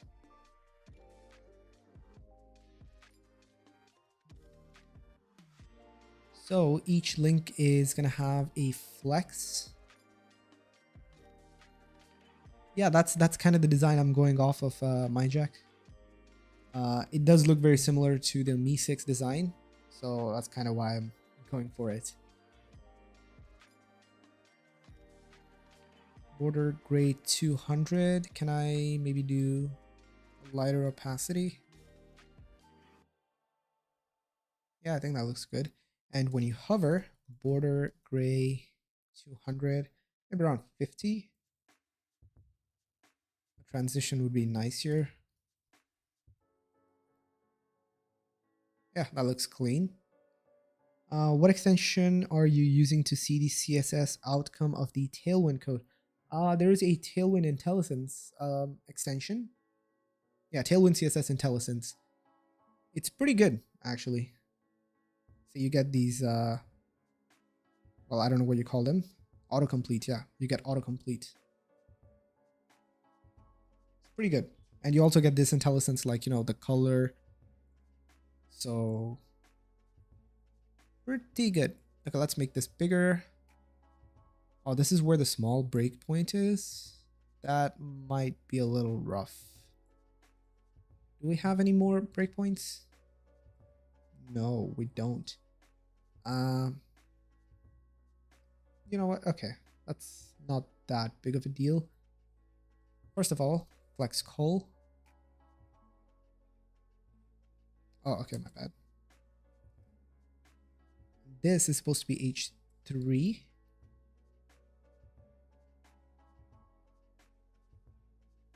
What else? We're definitely gonna have to change this.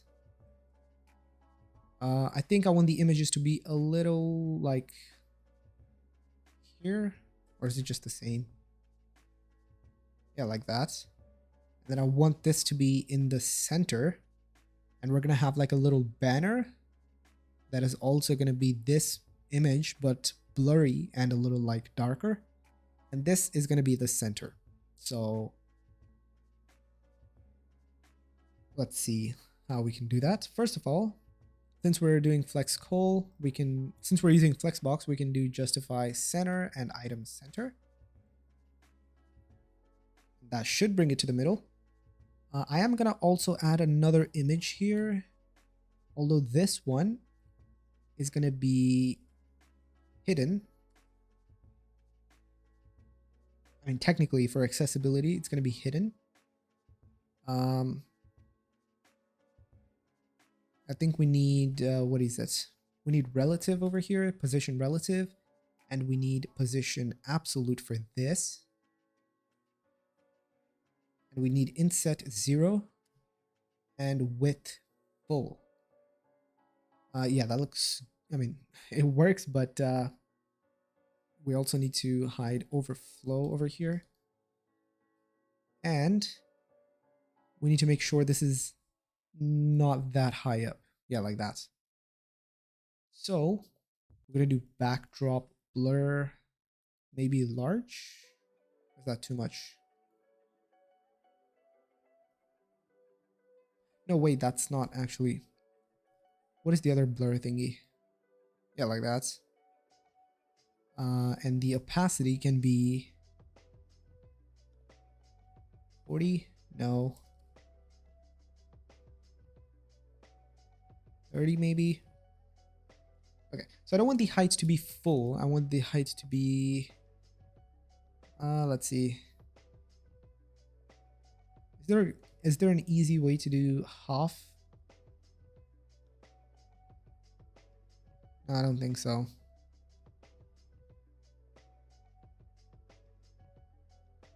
Okay, let's just wing it, I guess. Oh, this blur is messing it up. Oh, we also need object cover, so it doesn't look weird like that.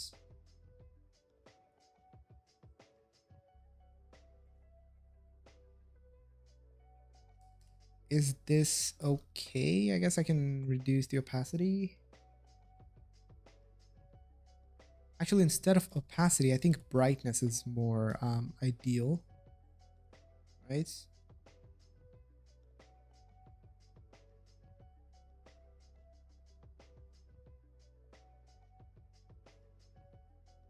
Oh, true. I think I can use that.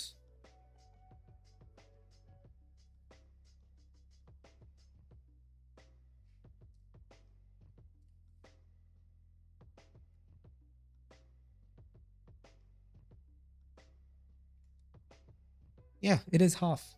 Thank you, my Jack. About the blur though. If I go with regular blur, the problem is it's gonna like bleed into the bottom, which definitely does not look good. I can't even do back. Can I do backdrop blur? No, I can't do that.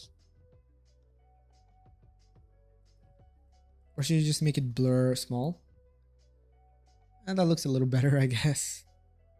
I guess it's fine. We can come back to this later on. So this image is gonna have margin bottom. Let's like 5. No, that's too much.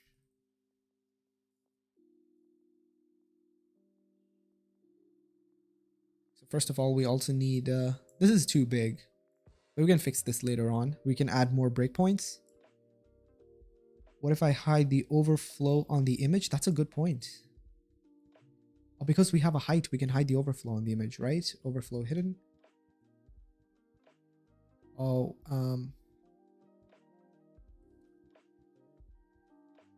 oh, it's not working. Damn.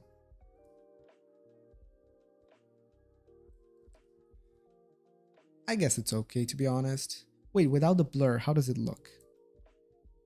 It doesn't look bad. Should we add the blur or should we get it out?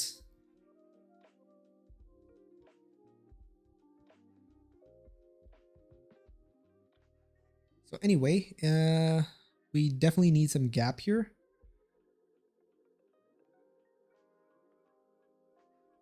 Yeah, it was worth a shot. So maybe 5, too much.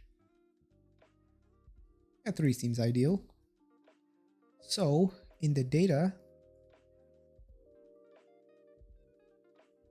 if we do this, nice. Okay, so there is some gap on the sides. I'm not exactly sure how you do this in grid. I think it's place items. No, it's not this. Should I just MX auto? That doesn't work either. How do I center everything? Oh, that's the biggest mystery, huh? How do you center a div?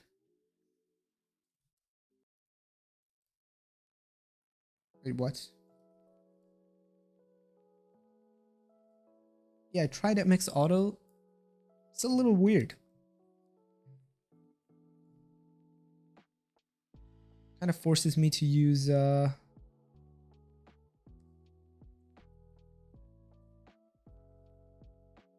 flex boxes. Wait, I'm sure we could use flex boxes, right? That would fix this issue. Sorry, that would fix the very long thing issues. Oh, you're right. We could also do the width fit, right? Oh no. Are you talking about this?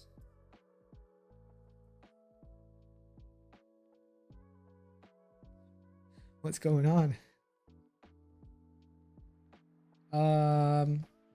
Well, in that case, I guess we can just we can do this for sure. And we can get rid of this. And we can give a specific width to this thing so that it's very consistent. So no, 20 is too less. We're going at like 48 maybe, like that, or 52.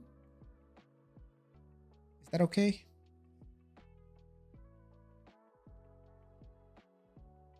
This is, oh, I don't know about this. This is kind of triggering me that there's an extra gap here.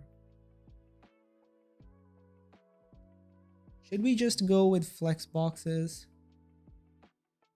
Like if I do flex wrap, item center, justify center, and I added a gap of 5, that kind of just fixes everything, right? Yeah, look at that. I could change the width for this to be full. I guess like that. That's still too big. That's too big. That's gonna trigger my OCD. So max width, probably 50, 80. Yeah. And then when it's large enough, it's gonna do that. Yeah, look at that. I think that looks good.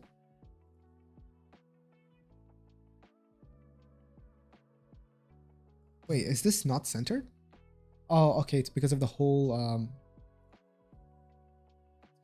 page not being centered. I think we can fix this because we're using a container, right? So if we say center, is it true? Yeah, that fixes everything. Now, should we have buttons or should this entire thing be a link? That's kind of the interesting part. Now, I'm not sure if I'm going to be able to use the actual server list from the authentication in this stream. Maybe you could do that next stream. Let's see. This is technically done, but we could finish some styling stuff. See, we have to connect it to the API for the actual server list to show up. Should use buttons? Okay, I guess we're going to go with buttons then. So instead of link over here, we can get rid of this and just make it a regular div. But at the bottom, we could have a link like that.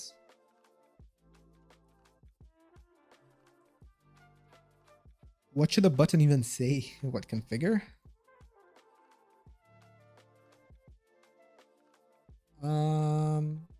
What was the other class name? Primary, secondary, accent?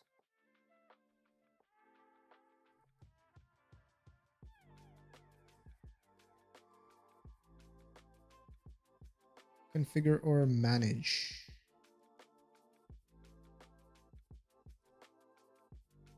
I guess we could take a look at that later.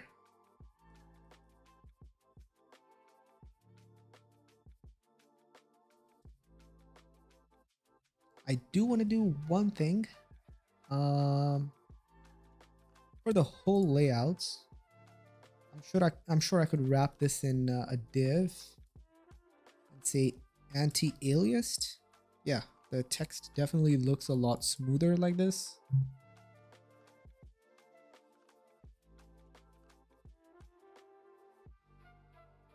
Yeah, configure or setup, right? So if a bot, oh, this is the interesting part. Should we show servers where the bot is not configured, or should we just have a add bot button? That would be an interesting part.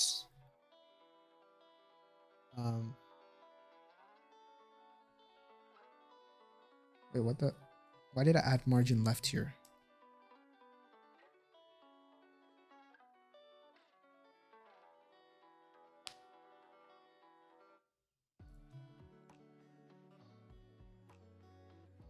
I should get rid of the hover effect here, should I? Actually, it looks kind of cool. Now, I just now realized that we have been using Daisy UI. I mean, we have installed Daisy UI, but we did not take advantage of the components. I'm sure they have a card component like this that we could take advantage of, right? This is clean. I mean, imagine a server image. But no, what would we put for the text there?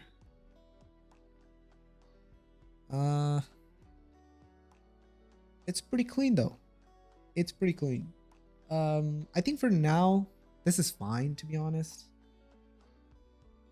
I also think the nav bar should have a little bit of a margin bottom by default.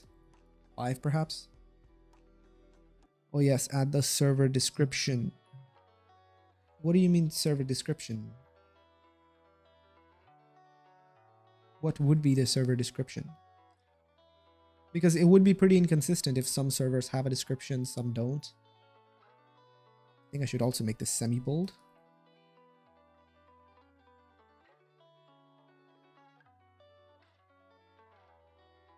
That's kind of cool. I like it. But by the next stream, I'm gonna... Let's see, how long have I been streaming? Oh, I've been streaming for over 2 hours now. Oh wow, time flies. But no, we've managed to do everything basically in the to-do. This is definitely going to be a little more complicated than I expected. I mean, it's more complicated than I expected because I just realized there's a lot that's going to have to be done in the back end. We might even have to save the list of servers in the database to show the correct ones, to compare them to where the bot exists and where the bot does not exist. So yeah. You can use... Wait, what do you mean not servered?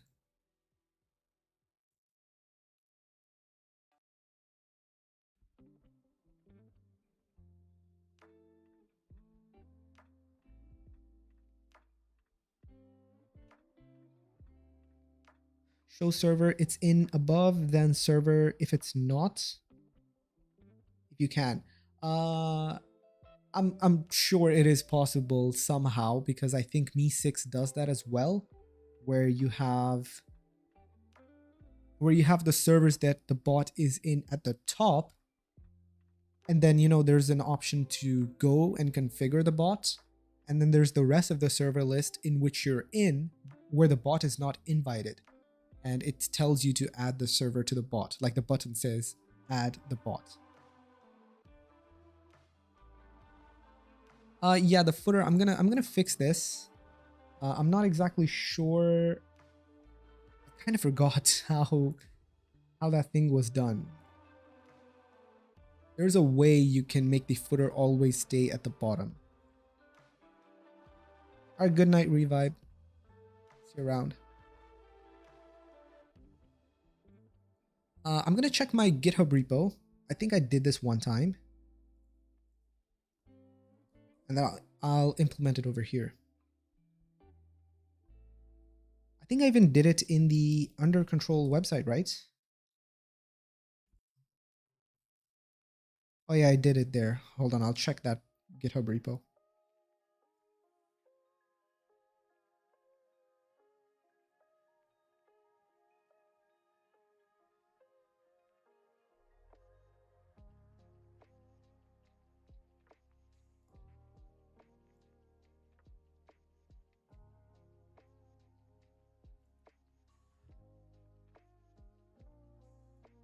Okay, let's see.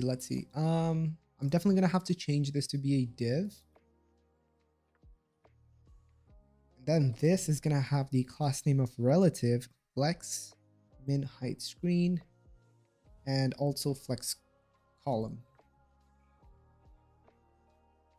The main, on the other hand, well, we can leave that to be a container,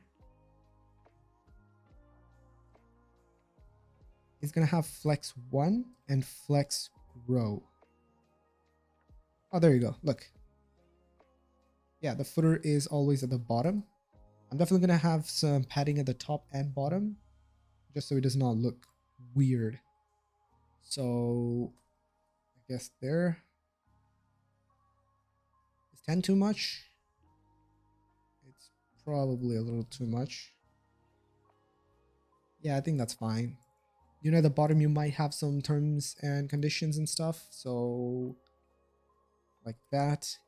And since these are going to be external links, we can have like, is there a quick way to do a blank? Yeah, like that. So like terms.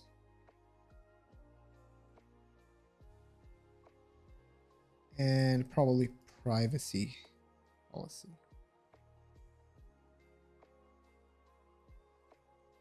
How do you start it? What do you mean, how do you start it? Like, what?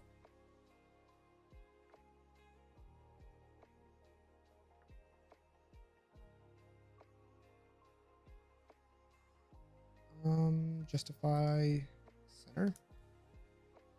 Are the links okay? Yeah, they seem good.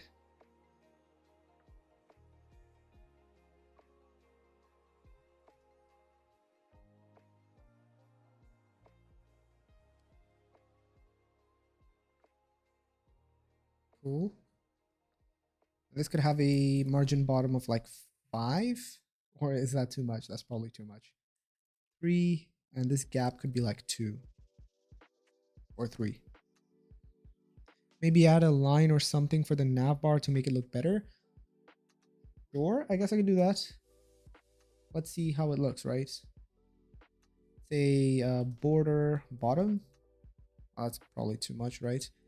What was the color that I border? How does Daisy UI do the coloring thing? I'll tell you this. We'll just do 200 for now with 30. What did I use for the guilds list? Border gray 225. Okay. I think we can do 25. I don't know. Is this good? Should we add this? Oh, the width should definitely be full screen. So I guess we can add, we can make a new div. And we can put the container here. So yeah. Yeah,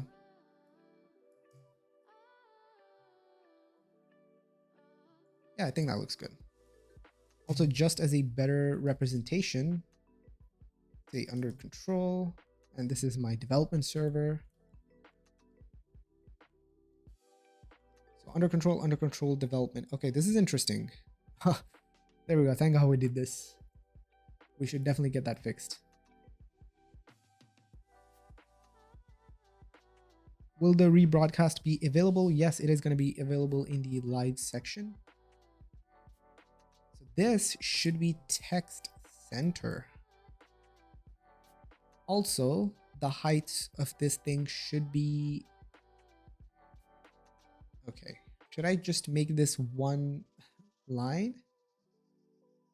I could do line clamp 1, and it would do that.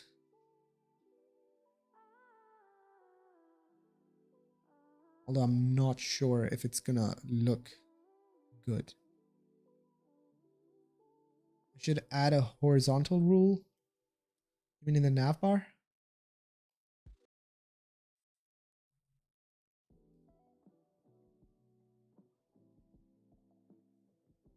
I have to do this then.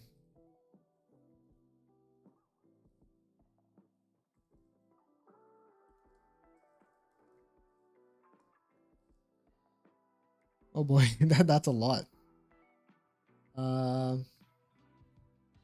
Is this the same as this? It is. Okay, cool. So I can get rid of the border over here, I guess. Also, this margin bottom should definitely be here. Right? Cool. That's basically the same thing, but we have this now.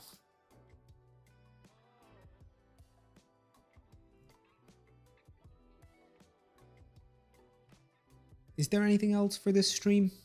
I think that's about it, right?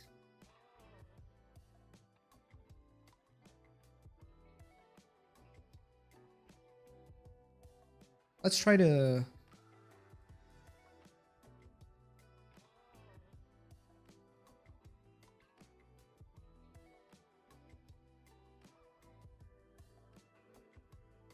Okay, yeah, not bad. Everything seems to be like consistent. The effect seems to be... We should add a drop shadow, I think. That came to my mind earlier, but I kind of forgot about it. So hover, drop shadow. I'm not sure if large is going to be too big. I can barely see it. So shadow. Is it black? Is it too much? No.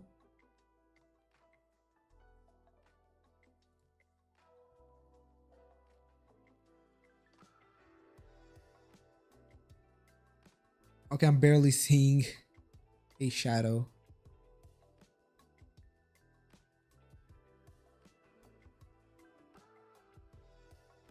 And so considering this part is also transparent, the shadow is also like bleeding in over here, which I think looks kind of cool. Right?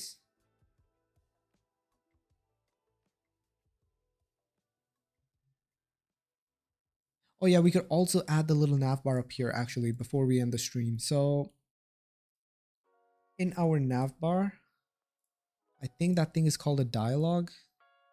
No, was it a dialogue? It was a drawer, sorry. Okay.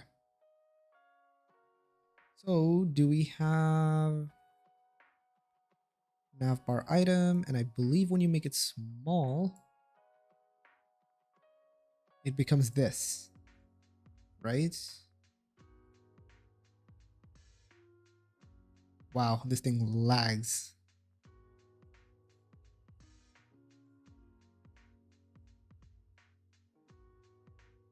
Yeah, I guess we could do this. So let's go just take the JSX and I'll put it, I'll just paste it here and see how it works.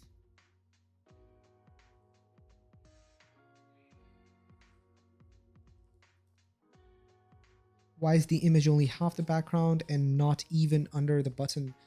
I wanted the image to take half the height, so kind of looks like, you know, the Mi 6 thingy. If I make it look like, I'm not sure if it's gonna look good if it's full height. So I believe it's this one. Yeah, that's not sure. That's probably not that good looking. Maybe if I remove the blur, it might look a little more presentable. But again, some qualities not that good. Actually, if I set this to 512, that looks better, I guess. But sure, I guess we'll stick with it. No blur.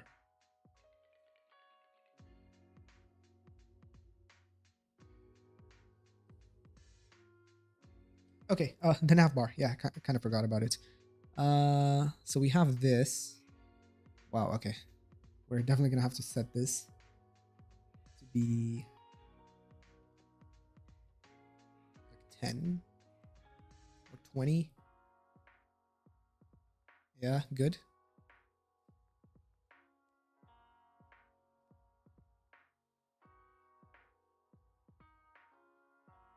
Blur is better.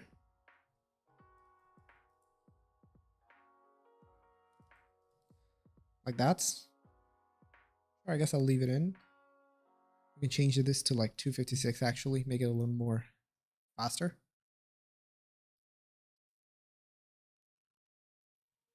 So this is going to be the nav title, which I believe I can just set it to be this. Also, I'm going to add this stuff.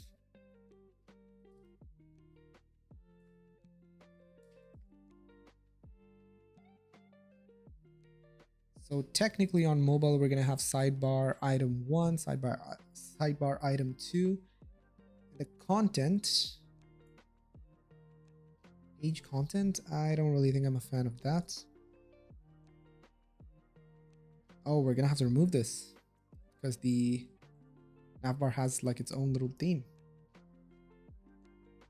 I'm also gonna remove that. But we're gonna have margin bottom of like 5. So there's that.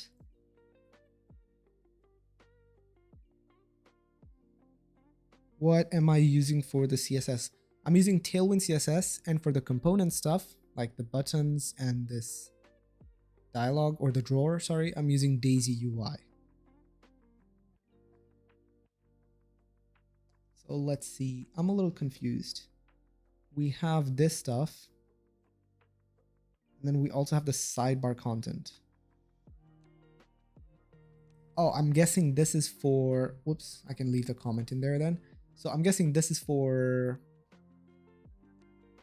the regular desktop navbar, and this is for like the mobile navbar. So if I make it bigger, yeah, that thing goes away, and then we have these things. That's pretty cool. I like it, but I'm not a fan of this showing up in this width. Still, I like it.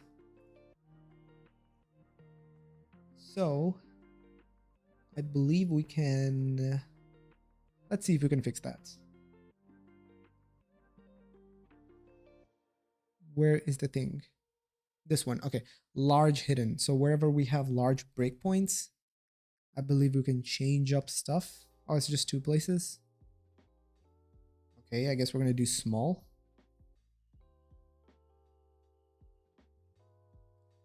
So yeah, there we have it. So small, it's like that. And over here, like this. That's pretty cool. Okay. That saved a lot of time. I kind of like Daisy UI, to be honest. If this is no JavaScript, it's pretty impressive.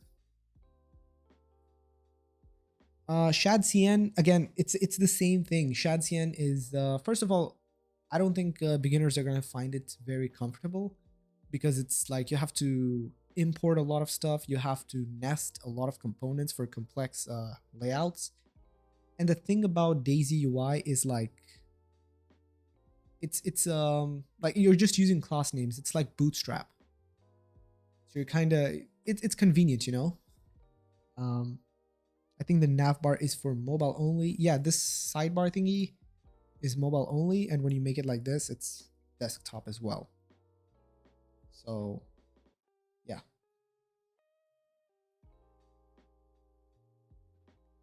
So is it React as front end and Express as the back end? Yes, it is. I'm using Astro though for the main website. This dashboard is going to be under its own subdomain. So it's going to be like app dot, you know, tickets.com, for example. It would look better if you move the button to the right instead of the left. You mean this thing right here? I think we can try to do that, right? Let's see where the left is, if there's any examples. Okay, the right side. Drawer end instead of, let's see.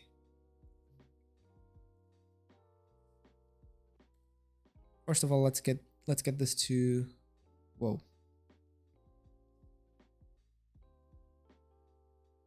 Yeah, it seems to just open from the right. Okay, yeah, cool. I think now we just need to move this thing to the right.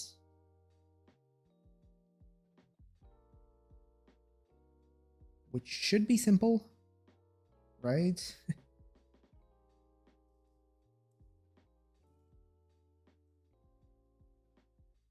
Yeah, that looks good. Yeah, actually, thanks for the suggestion. This looks much better. Like it was looking pretty empty on that side.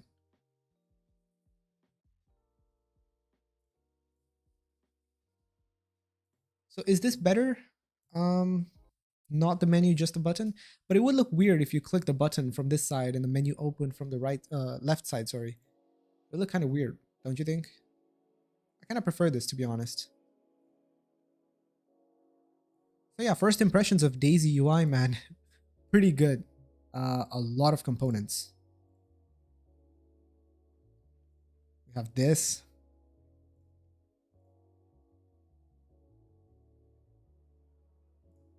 Come on, that's clean. Like, I'm still confused. Is it just CSS?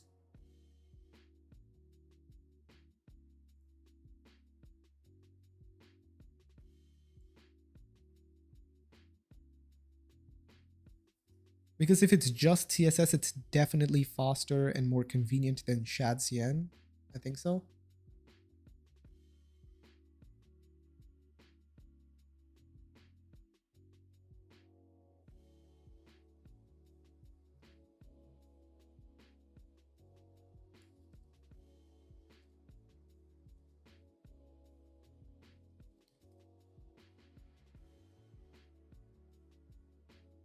And it does not need a JavaScript bundle. So I'm guessing it's just... I'm still confused. I am not.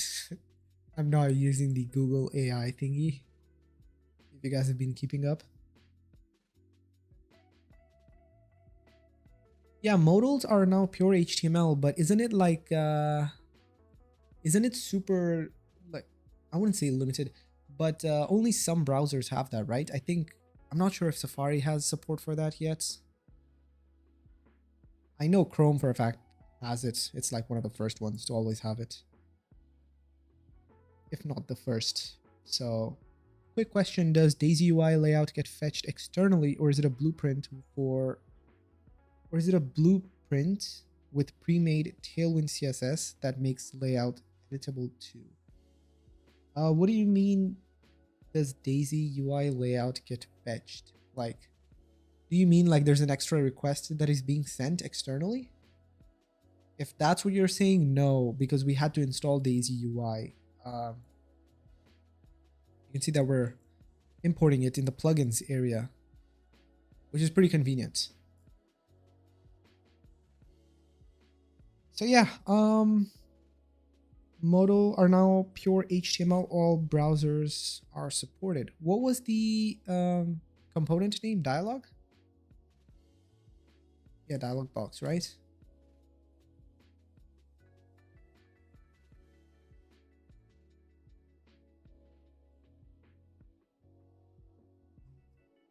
Where's the browser supports thingy? Oh, you're right. Look at that. It's widely supported. That's pretty clean.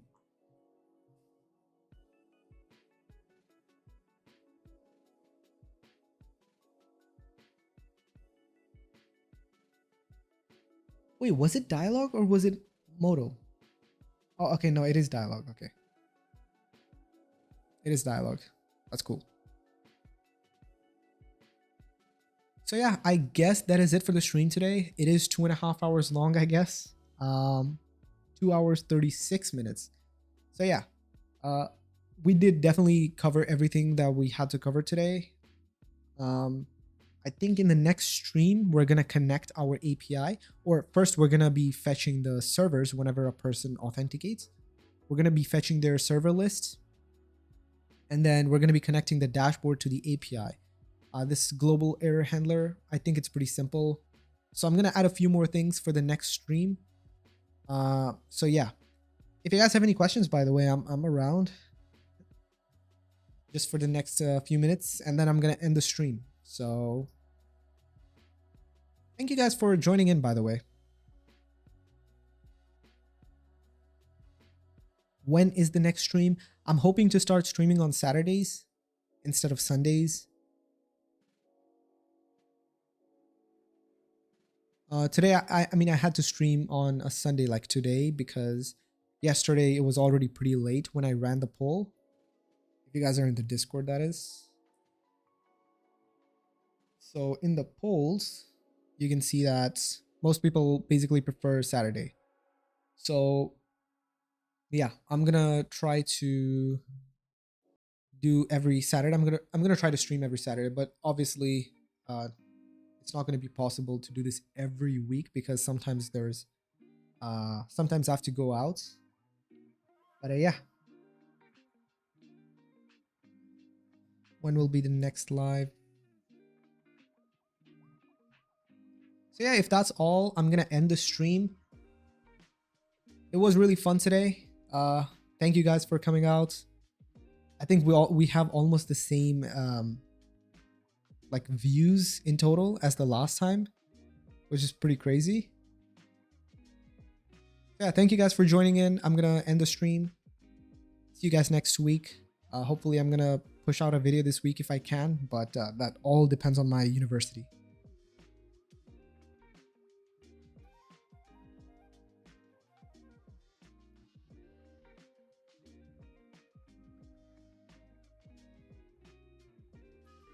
Hey everybody joining, I am about to end the stream.